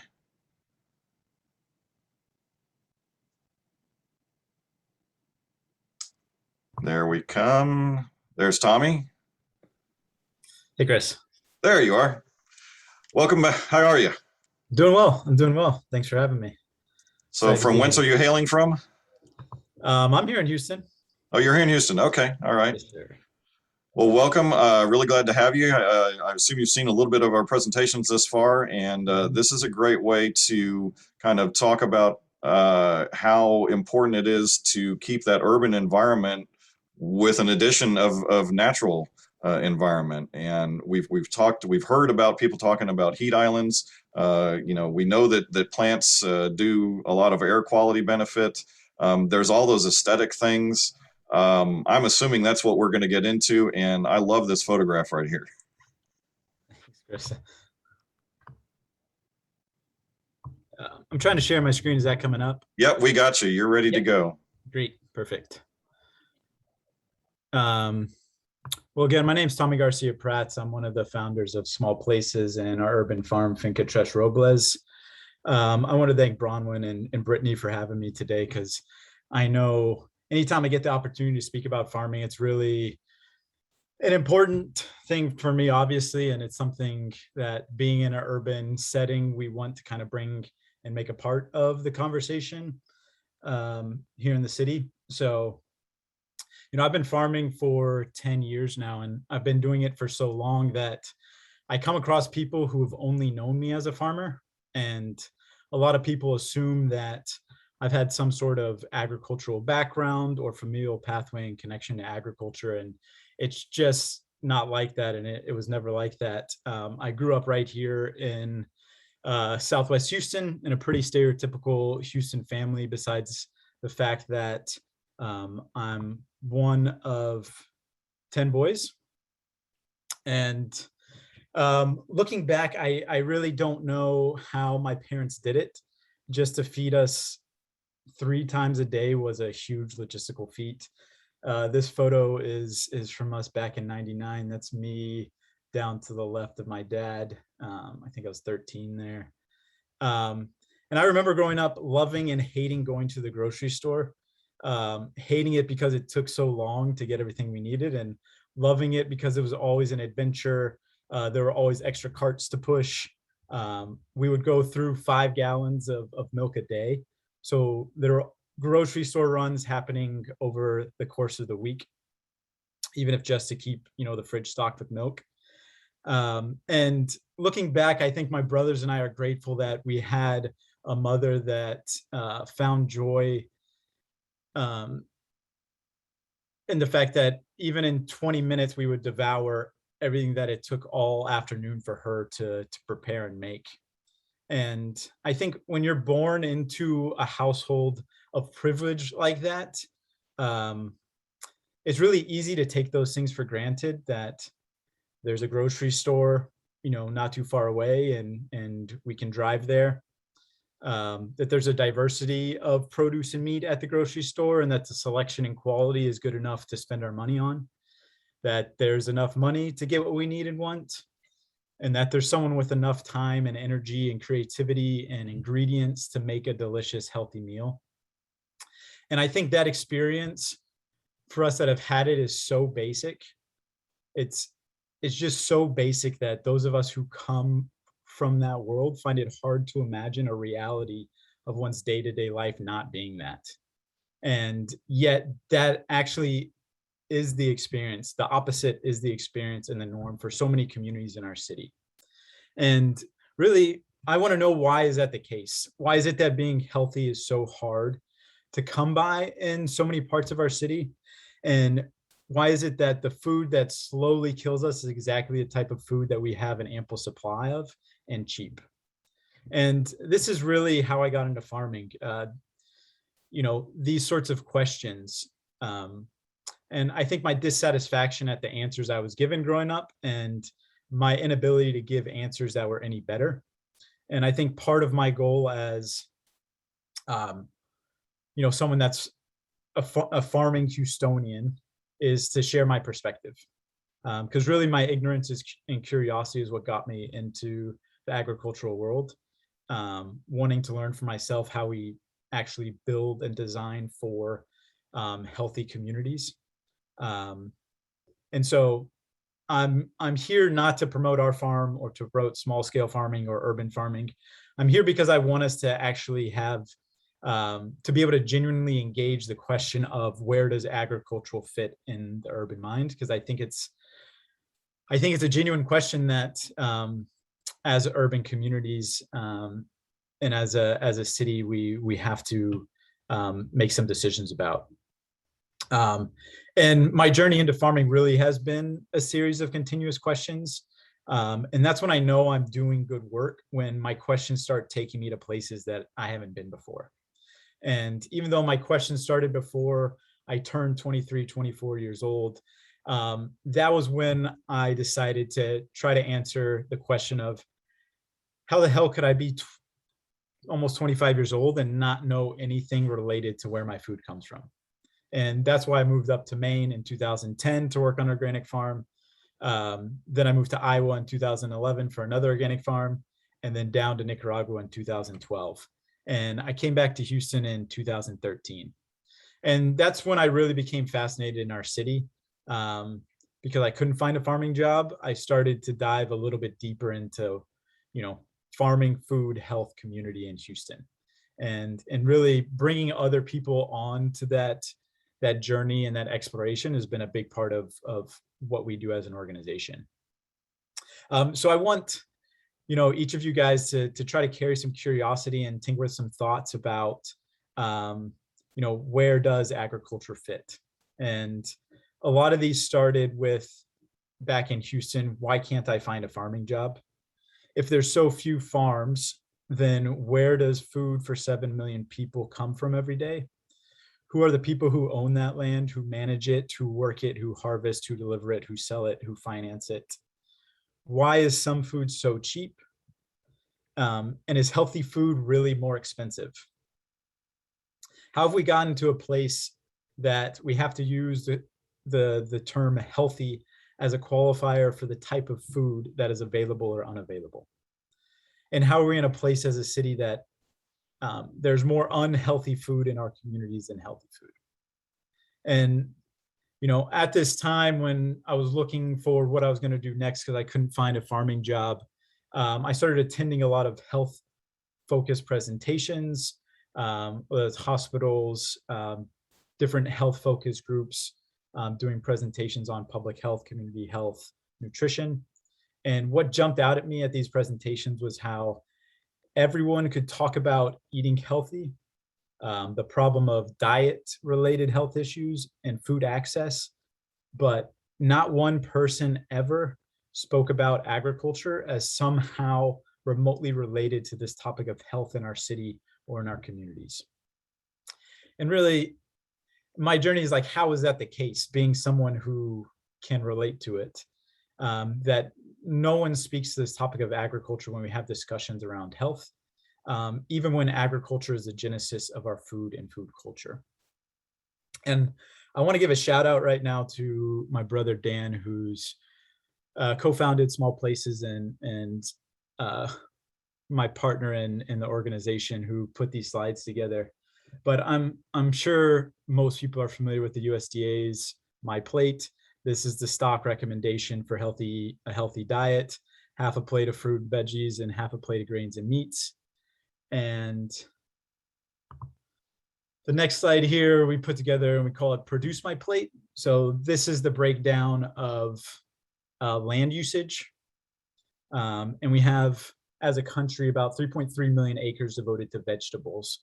And you can see about almost 99% is devoted to different grains and then proteins and dairy. And the USDA actually calls vegetables specialty crops. And I was surprised at first to learn that term, as they're recommending half of our diet to be that. But once you start looking at these statistics of our land usage, realize how rare in the grand scheme of things fruit and vegetable production really is. And lastly, the third plate that we put together is called Subsidize My Plate. So this is where, kind of the breakdown of where the USDA spends its money supporting our agricultural system, with about 80% going to grains, livestock, and legumes. And in our research, we couldn't find any mention of specialty crops in subsidies besides a $22 million hurricane disaster relief fund that was devoted to specialty crops. And so when we compare these plates, I think we can notice obviously some serious differences. And the second and third plates actually represent the diet of the average person who lives in communities that lack, the opportunities to be healthy. And so when I think we think about our food system, a lot of people talk about it being broken, and we're really misspeaking in that sense, because the food system is working exactly how it's been designed to function. And so many of our communities, and primarily communities of color, suffer from what many people call food swamps, which is the double challenge of lacking access to fresh fruits and vegetables while being oversupplied with unhealthy, cheaper food options. And those food options are the byproducts of a system that rewards and incentivizes unhealthy commodities being sold, obviously for cheaper than they're worth.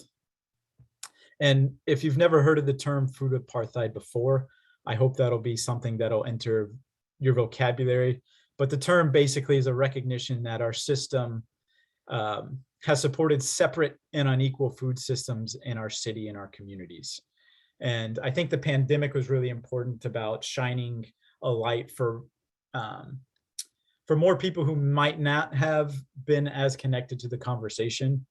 The food bank delivered 217 million meals between March 2020 and February 2021. And those numbers have continued to grow. And the HISD delivered 44 million pounds of produce to our families. And, I think my question is, how is this our food system? I think if we're not considering the realities of our agricultural system as part of the equation, it's no wonder why, some communities experience being unhealthy as the way things are, and even as an inevitability. And I think why we as, leaders in the health world struggle to come up with ways to change the underlying challenges our communities face.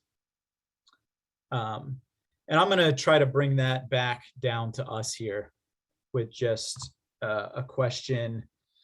Does anyone have a connection to agriculture here? And I don't know if we had time to put a poll together. Sweet. Thanks.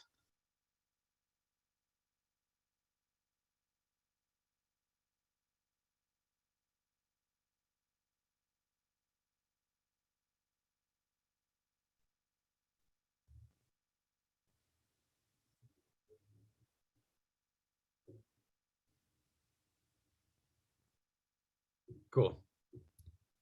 That's great. And props to the audience here. In most presentations that I give, I get about a 5% yes and a 95% no. And when I have that, I can actually really relate to that as a native Houstonian. I used to say no to this question. And I usually follow up with the next question is, do you eat food?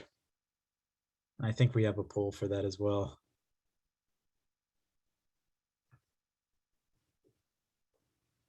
I hope we get 100% yeses here.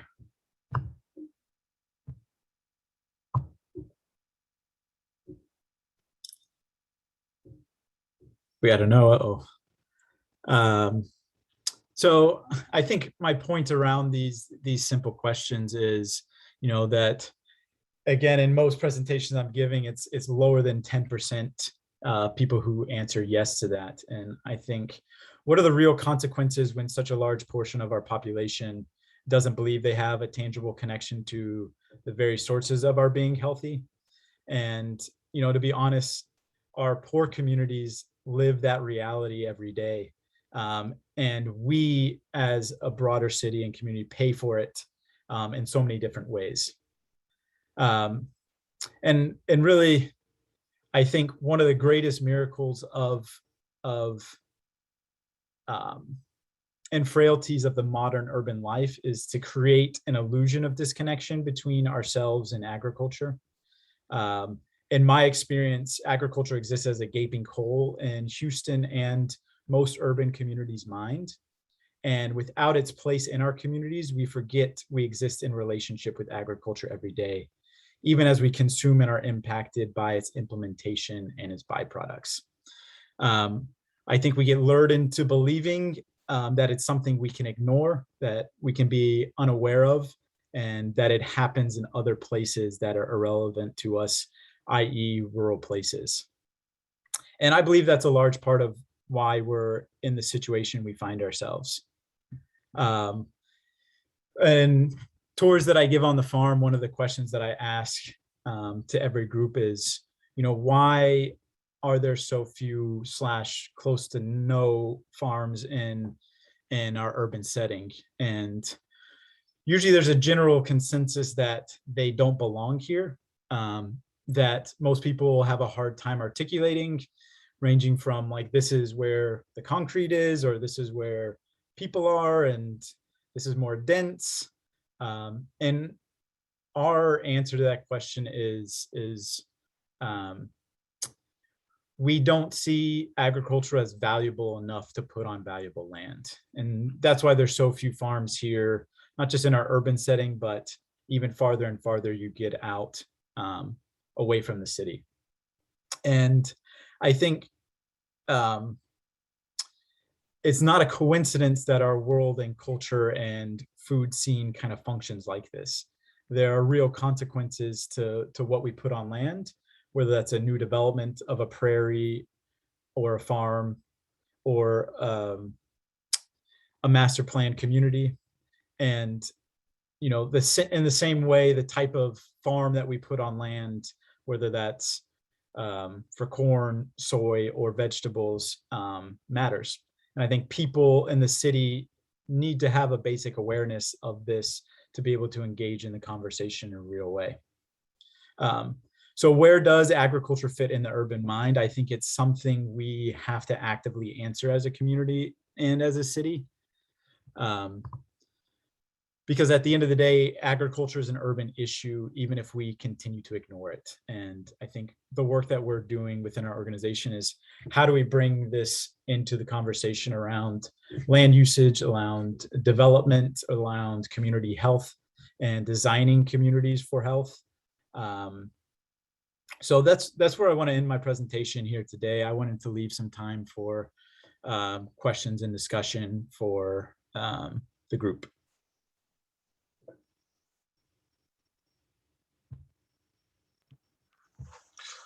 Thanks, Tommy. That was really revealing.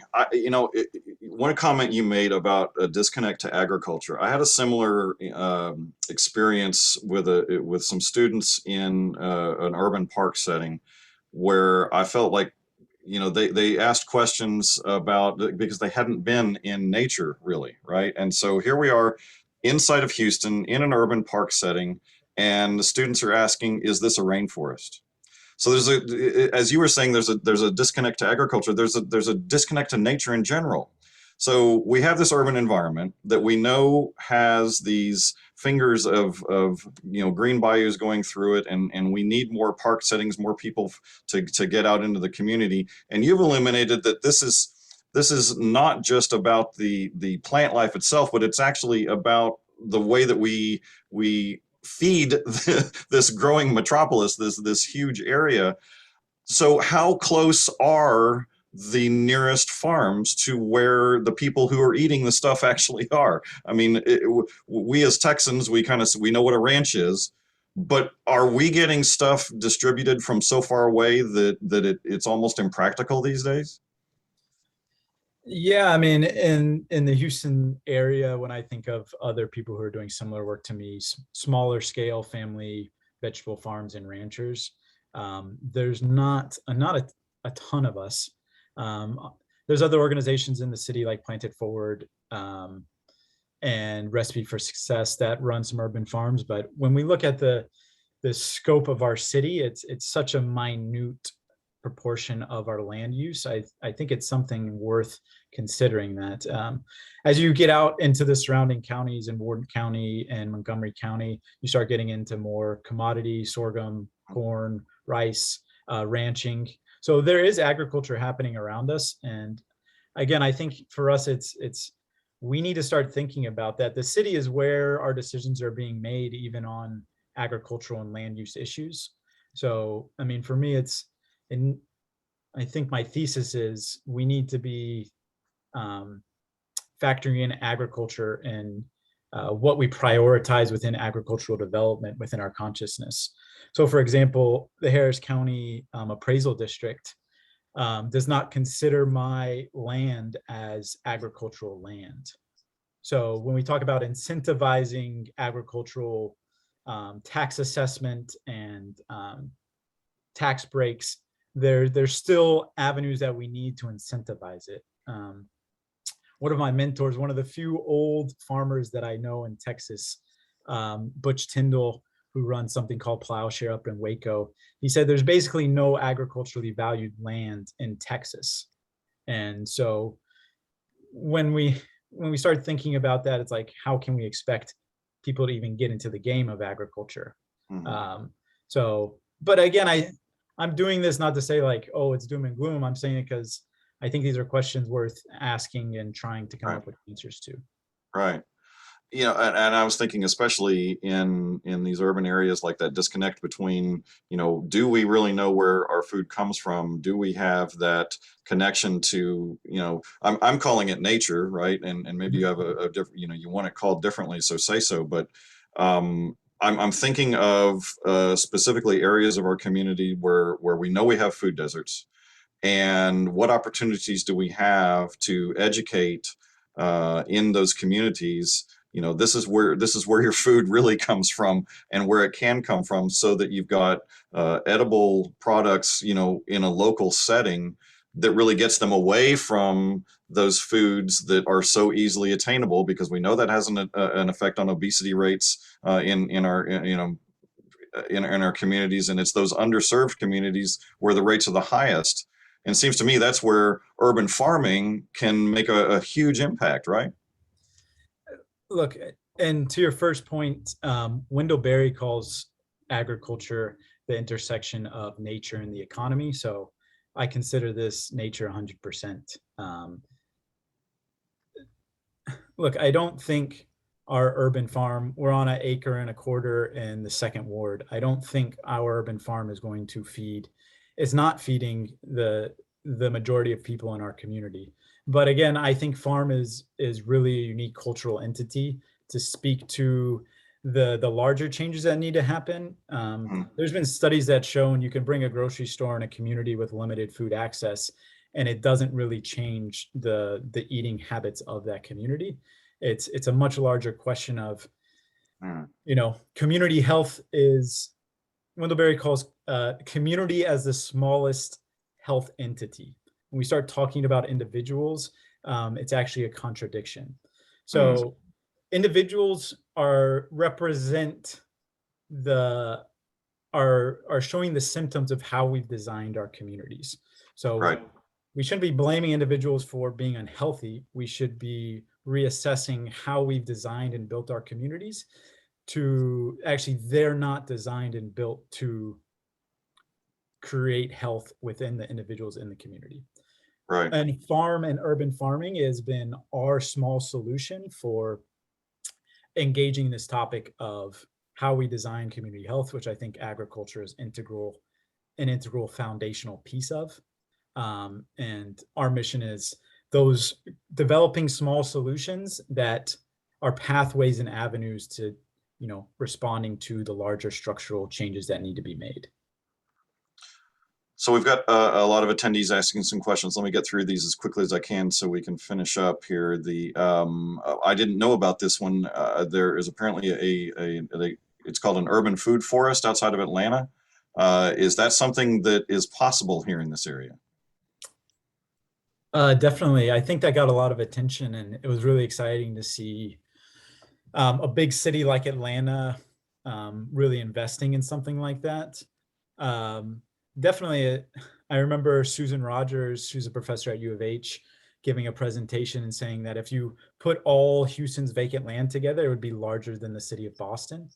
And I think this was something that happened. Her presentation was a number of years ago, so I think things have probably shifted a little bit, but there's still land and availability of land and opportunities for things like this. But it becomes a decision that as a city and as organizations that we have to prioritize. Like that happened through, you know, a number of organizations from a diverse sector of the population coming together and advocating for one thing. And I think those are definitely achievable in Houston. It's just, there's not a lot of voices within the agricultural realm in Houston. I see. And so by extension, this is a great question. What can individuals do as part of this? It is partially an education issue. It is partially a policy issue, as this individual has raised. But as you're saying, it's probably same as we've been talking about this whole symposium. There's not one silver bullet, right? There's not one solution. But what is it that we need to do to shine a light on the issue of how we feed these major cities?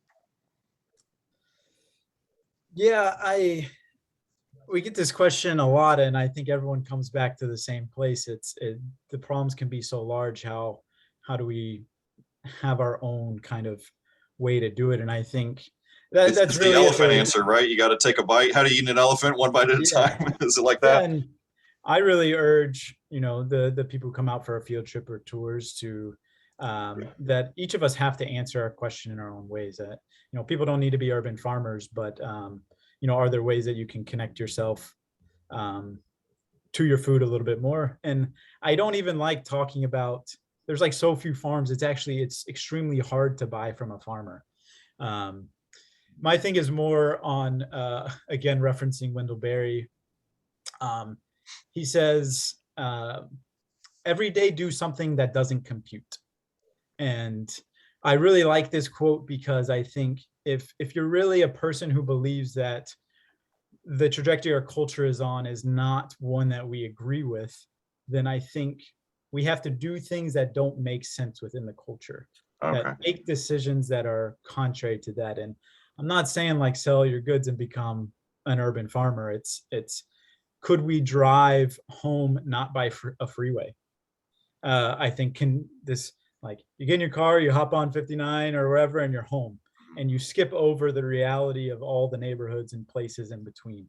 Right. Can you spend once a week, like, committed to eating a healthy meal from a farm or something like that? I think there's ways that each of us can make decisions that put our personal and prioritize things within our lives that work towards something different. And I know that's not satisfactory for a lot of people, but I think, speaking from my experience as a Houstonian who knew nothing about farming, and now, for better or worse, people are looking to me for perspective on agriculture.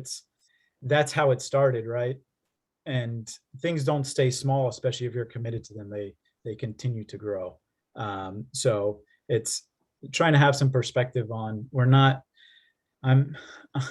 I'm still farming because I'm not worried about solving the problem right now. I'm invested in engaging the questions in real ways and getting more people to hop on board and be excited and inspired by those sorts of questions as well. Right. This is an amazing addition to our symposium today. I want to thank you so much for being here. Clearly, the tie-in to what we talk about is important, and I'm surprised this hasn't come up before, frankly. I hope we'll bring you back some. Me too, Chris. Me too. Yeah. So once again, I really appreciate the time. Yeah, if you could share some contact information in the chat, I think there are people that have some additional questions. Yes, I got it here somewhere, and I will add it to the chat. There we go. Well, thank you so much. Really appreciate you being here. Thanks, Chris. And we will now have our final presentation of this symposium. This has been a great couple of days, and we're going to finish strong here with Jennifer Dowdell.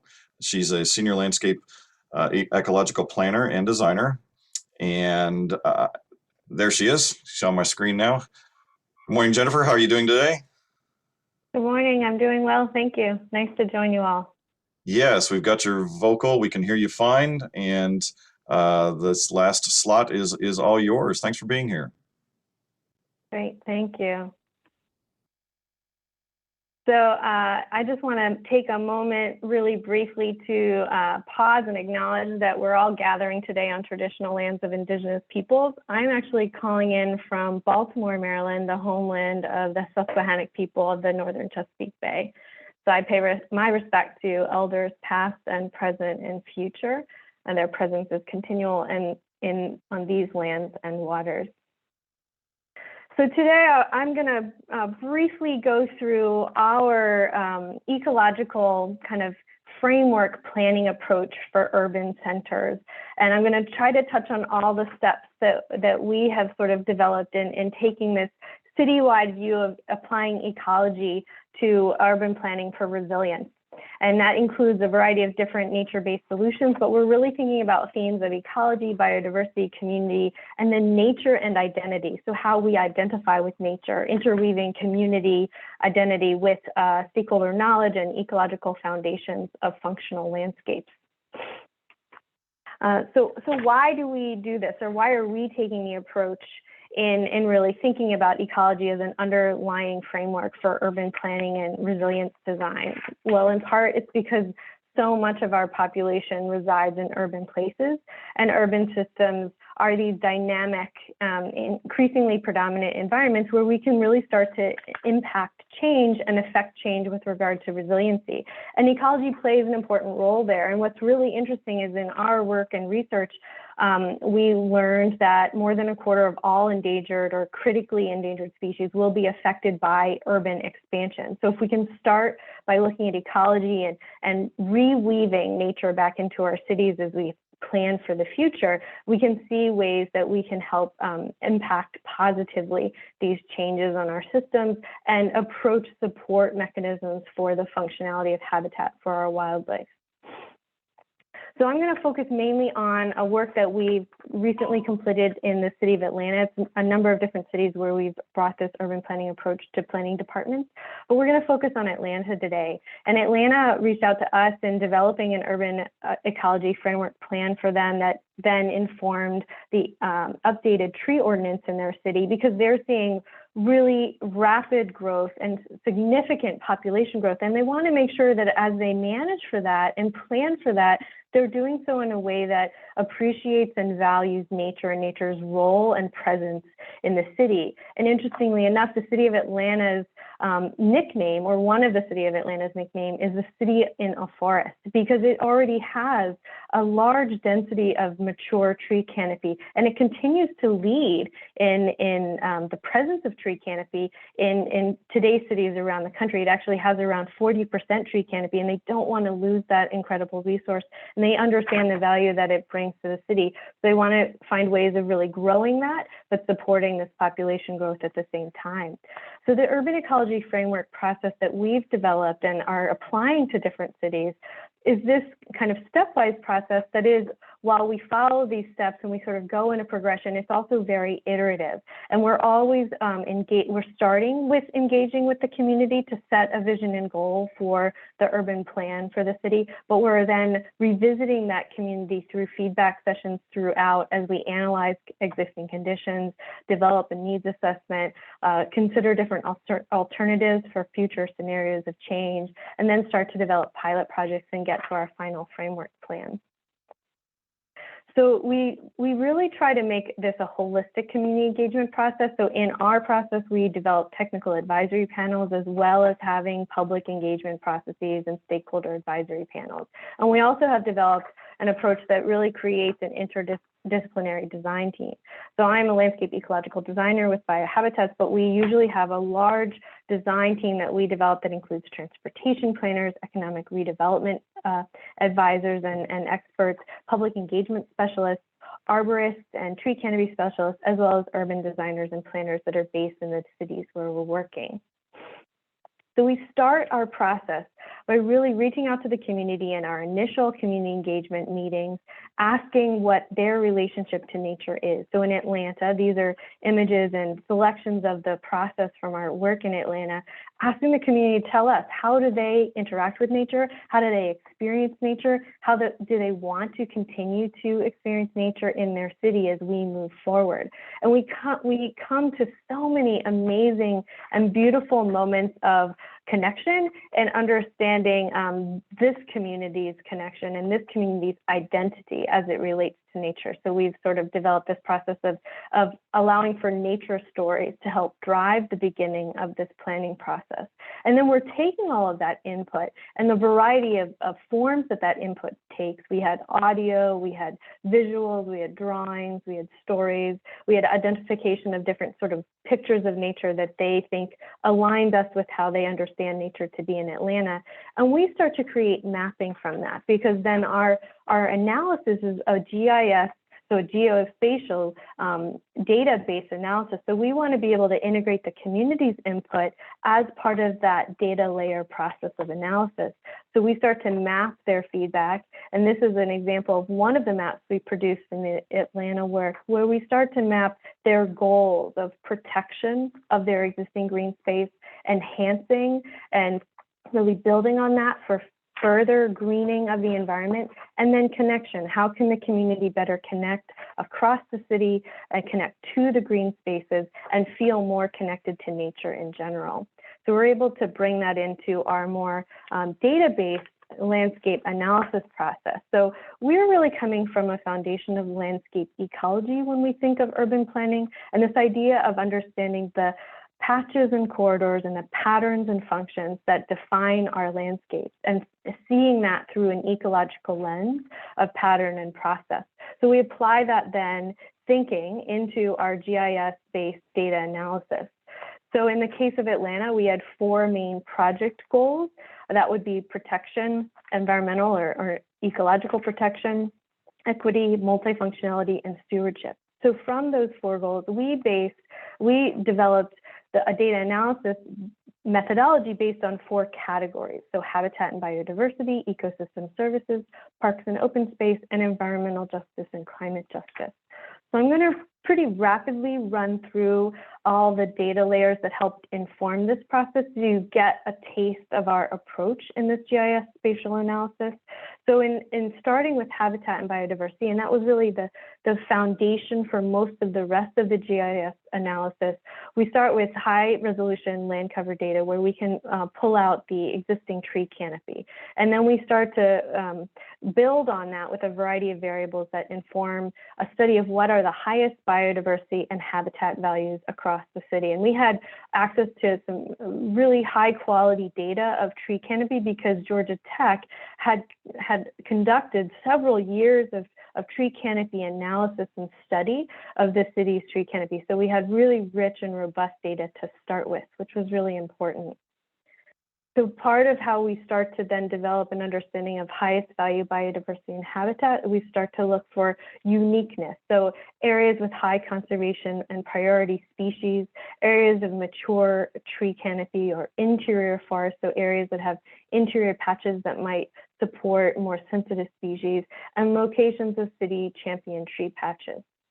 We also overlay in some data about we developed the mature tree canopy by looking at historic aerials and starting to get a sense of what has been around the longest so that we can plot that in our GIS data analysis. We also start to look at the forest patch size and align that with understood species guild requirements, because we are trying to integrate wildlife habitat use and function within these forest patches. Then also vertical diversity to understand what has the potential for the highest habitat value amongst some of our species. And then mature forest versus trees that might be over lawn or other impervious areas. We also look at our aquatic habitats, and it's really fascinating in Atlanta. It's actually along a continental divide. So the portion of the screen on the lower right hand, which is the southeastern part of Atlanta, actually those are rivers that eventually empty into the Atlantic Ocean, whereas the rivers on the west side of Atlanta empty into the Gulf of Mexico. So there's this incredible watershed story in relationship to watersheds and water quality that we want to weave into this and understand the potential for how we're treating the aquatic resources and the tree buffer of those resources through the city. We also look at soils through soils data to understand where there may be more mature, less disturbed forest soils versus those that are highly disturbed. And here, very indicative of our understanding generally of Atlanta, that kind of downtown of the city of Atlanta is those most disturbed soils, but we have much more mature forests where we have more dense tree canopy. So then we come up with this habitat and biodiversity summary map, and this becomes one of those kind of bases for a lot of the rest of the data analysis that we conduct to understand the ecological framework existing in Atlanta and the potential for expansion and strengthening of that framework. So using this summary map of habitat and biodiversity with the highest values being dark green, we start then applying that to other kind of lenses of data that we know about the city. So this is those areas currently protected because there are parks or green space or other types of preserves across the city of Atlanta. That means that all of these areas are virtually unprotected, at least in that they're not city-owned parks or preserves. That doesn't mean they're completely unprotected, of course, but there isn't that kind of city layer of protection. Then we look at the mapping of what the city of Atlanta has really developed with regard to their proposed density of population and growth. So they had done a really rich previous study called Atlanta City Design that really tried to define how they wanted to see growth with this population increase across the city of Atlanta. So these yellow zones, including the center of the city, but then these fingers that reach out into the edges of the city show where they propose growth. So we wanted to see how that overlaps with our highest biodiversity areas.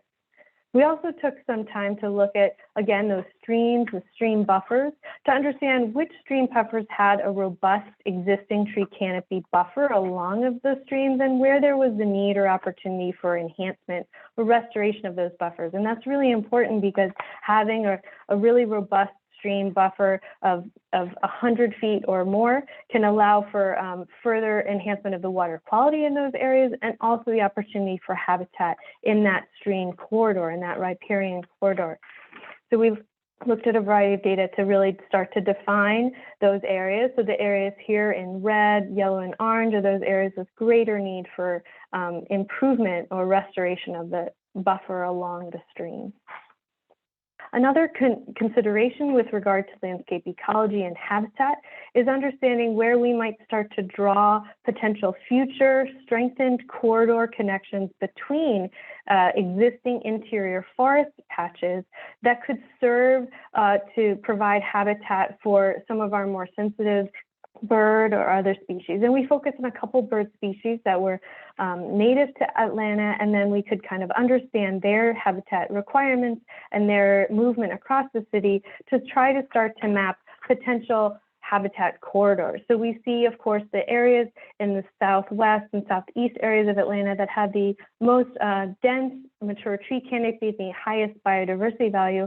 And as we started to do some GIS analysis to look at the potential of movement between those interior forest cores via other patches of forest habitat, we could start to map what those potential wildlife habitat corridors could look like across the city and use that as a basis for potential of restoration of some forest canopy function as we move forward through our planning process. We also looked at carbon storage, of course, and how that provides some of the ecosystem services and other ecosystem services we did mapping of included flood mitigation, water purification, temperature regulation of our water bodies, and particulate air pollution reduction. With regard to open space and access and the importance of the community integration with this planning process, we also looked at GIS data that we could start to develop and understand park deserts across the city. So which parts of the community have less access to parks, more than a 10-minute walk to parks. So of course, we see a density of parks on the eastern side of the city. We see less of a density of parks in that southwestern and northwestern edges of the city, just so we start to understand where there's possibility for increased and equitable access. In those park deserts, we started to identify where those highest biodiversity areas were, because maybe that could be the first place we start to look to preserve some of that high biodiversity tree canopy and allow for that to maybe be preserved through park potentially. We also looked at the diversity of the types of recreation or open space that was available to different members of the community. So of course, we see in the results here, the highest diversity of access was focused on the eastern side of the city, less diverse access on the western edges of the city. And finally, with regard to environment and climate change and climate vulnerability and climate justice, we used some data from the CDC, and they have done this work of compiling a lot of data that gives them a social vulnerability index. So we applied that social vulnerability index data layer to our work, looking at these park deserts to see now where are most vulnerable communities across the city, and how does that start to intersect with some of these other data layers that we had developed to understand the potential for green network development or ecological framework enhancement.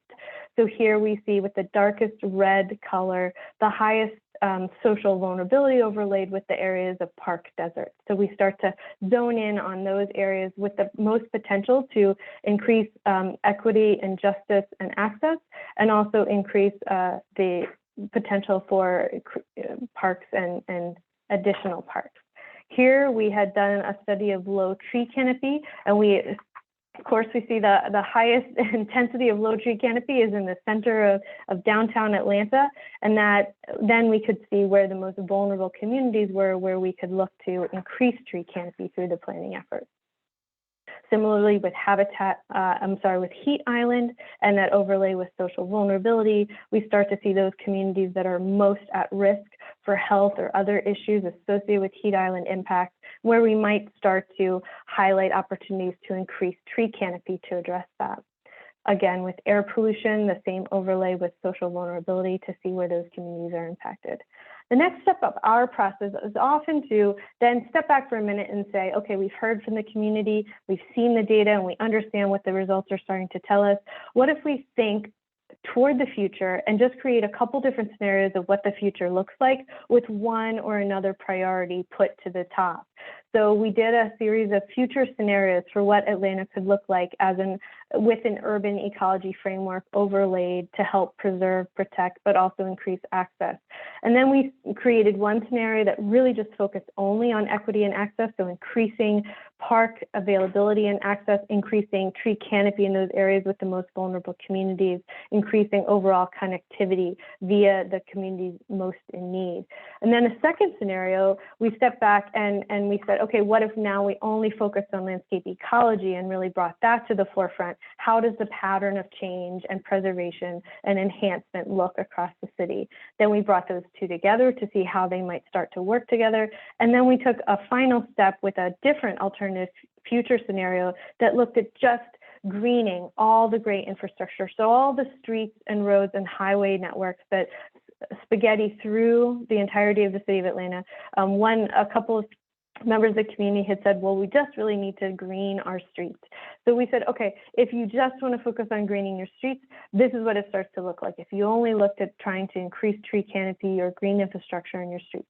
So these are just all different ideas of the future that could be designed for Atlanta, thinking about the different priorities and the different results. But then we went through an even deeper development of the plan, and we landed on using Atlanta's city design work that they had done, and then all of this work, we landed on this final urban ecology framework that you see here on the right hand of the screen. And this incorporated 5 key themes that Atlanta and the community members identified and sort of came to a final approach for. And that included design for wildness, really focused on the 2 major park systems on the east and west side of the city, one in the southeast to try to preserve some of that enhanced canopy, and then design for comfort, which really focused on designing for wildlife habitat and connectivity across the city. Then design for retreat and adventure, which really prioritized connecting the community to all of the different green spaces and the opportunities to connect to the waterways. Then design for connections, further identifying very specific points in the landscape and parks and open space areas where the community could connect to nature, and then design for lifestyle. And so here are those 3 sort of layers of the final urban ecology framework that built to create that final diagram that I showed on the previous slide. So this plan allowed for the identification of both protection priorities for tree canopy, and this really building on everything that we did during our GIS analysis, and restoration priorities for tree canopy.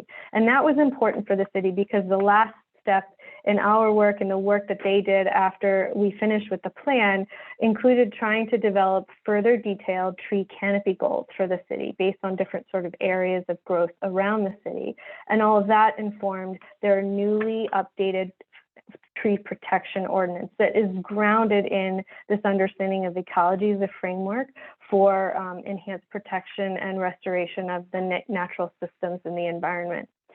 So that's just a really brief overview of a kind of a 2.5 to 3 year process, depending on the city and the process that we develop with them, that goes through these steps and then allows for this rich conversation to occur with communities about how to integrate ecology in the urban planning and design process. So there's a few links of some of the different projects that we've worked on, including Atlanta City Design Nature, their new protection ordinance, and then my contact information over there on the right-hand side of the screen. Jennifer, thank you so much. You have really bookended our symposium with another GIS exercise. We started with a GIS exercise here from our HGAC professionals. And I think, number one, it shows the power of using technology to look at our existing conditions and how to do planning to an effect where we understand as many conditions as possible so that we can make informed choices. That's really the power of GIS. Bringing today's presentations from people outside of our Houston region was really important. Glad that you could be here from elsewhere.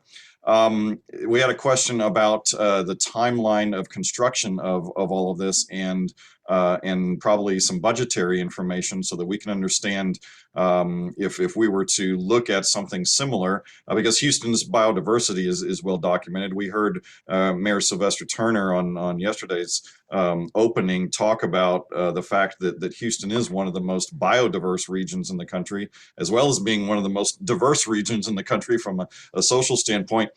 So talk about what it took to get this project implemented, maybe a time frame, and what kind of budgetary ideas that we could steal. Sure. Well, so this is sort of the first step in the practice in terms of implementation. This is the kind of framework plan. And then what's very exciting is that the Conservation Fund, who I think the previous speaker talked a little bit about the urban food forest at Browns Mill in Atlanta, and that was a project done with the city and Conservation Fund. Conservation Fund was on our team as a member to really help to inform how implementation starts to be considered through the lens of financing. And so they have this program called Parks with Purpose in Atlanta, where they've completed 40 projects. A couple of those are more recent projects, and one came after this planning work really got finalized, which is the protection and preservation of Lake Charlotte Nature Preserve in Southeast Atlanta, that's going to preserve over 60,000 trees and act as, I think, a pilot project for the future implementation of other opportunities across this urban ecology framework. So I think it's great to have partners like Conservation Fund for the city to work with to help explore what funding opportunities look like and how different funds can be brought together to work on trying to protect, preserve, and then restore.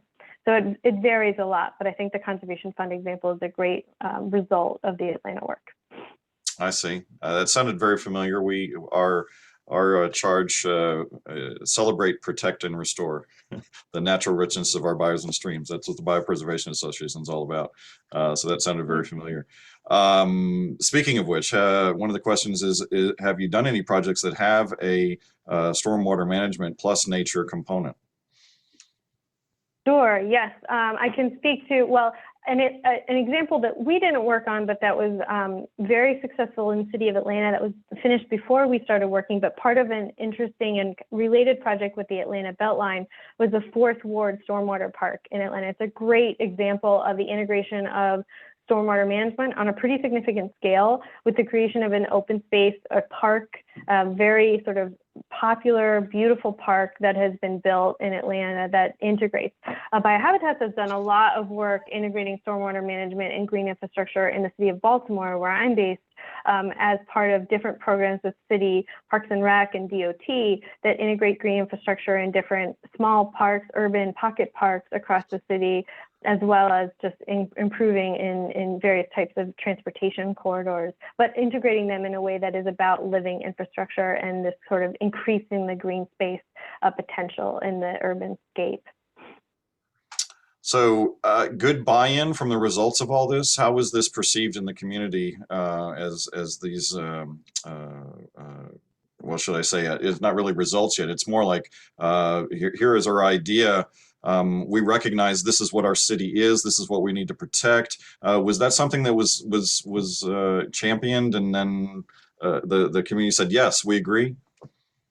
It was, yeah. I think it was really interesting because it is sort of the vision plan for the future development of the city, and it's part of that vision plan for how population growth is managed in a way. So I think intentionally we integrated discussions with developers in the city of Atlanta at various points along the project, and we invited them to our public meetings. And we had some really interesting conversations and really supportive developers who were excited about the potential for, a new vision of how new development or redevelopment can occur that integrates ecology and ecological principles into the design while creating new places to live or new types of economic development in different pockets of the city. So that, I think, was really exciting to hear that buy-in and to hear that potential for progressive approaches to development that really integrate green infrastructure, like many of the examples we've seen in earlier presentations today, in fact. So I think there was also a lot of excitement amongst community members as we traveled to different parts of the city for the different public meetings. And I think the concern, and I think this is a valid concern that we hear in our work in Baltimore and our work in other cities when we present these green network plans, is the risk or the fear of gentrification and the impact that this has on communities that might lead to displacement. And so we've been really sensitive to that and trying to address it up front and make sure that we are talking about the economic potential and how there can be other types of programs implemented that help support communities staying in these areas as the greening occurs, as the amenity increases in their community so that they can stay and remain active and impacted in a positive way, members of those communities. Absolutely, hugely important. I hadn't heard it makes perfect sense. I hadn't heard that term about park deserts. We were just talking about food deserts. We know about these things, and the urbanization of our large cities has just put such a stress on all of these resources. And so it's great to see you trying to do that protection. I also just wanted to acknowledge your acknowledgement of the land. We had a lot of comments in our chat about thanking you for that acknowledgement. It's refreshing. We don't hear that enough. Thank you. So thanks for being here, Jennifer. Really appreciate you finishing up our symposium in this way. We've had some really thoughtful presentations on these last two of the day, and I just want to say thank you to all of our presenters for this year's Biopreservation Symposium. Really made it a great one. I cannot thank my team enough. I am just the person that is talking here during these 2 days, but the symposium committee did a wonderful job this year putting on a fantastic slew of presenters. I can't thank them enough. Once again, led by our chairperson, Becky Olive, who does a great job. And I want to thank all of our sponsors. Can't do this without them, obviously. We've had Mayor Sylvester Turner. This morning we had Tom Ramsey come in. So elected officials supporting our organization. We really appreciate that. We appreciate the ability to continue working with them towards the health of all of our region's bayous. The aspects of our symposium that we have exposed you to in these last 2 days, we think is important. We've learned a lot. Every time we do one of these, we learn a lot, and we want to continue to do so. So thank you for your input in our polls so that we will continue to bring you the content that is really going to enlighten us and figure out how we can continue greening up our region to the benefit of everyone. That's what's key, and the differences of perspective is what we try and do each and every one of these symposiums, and I really think we've achieved that. Great symposium. Want to thank all of y'all for participating and coming to this event these past 2 days. We thank you so much. As I mentioned earlier, these are being recorded and are available on YouTube. We will put links to those in our website. We will also kind of congeal all of the comments or rather the links that people have been posting in the chat, as well as the email addresses for the presenters. Once again, be available to everyone on the website. Just look under our events page and you'll find the this year's symposium. Green in a word is good. I think that's all we have. Ladies and gentlemen, we really appreciate your participation once again. Thank you for supporting the Bayou Preservation Association and for being here these last couple of days. It really was wonderful. We are adjourned.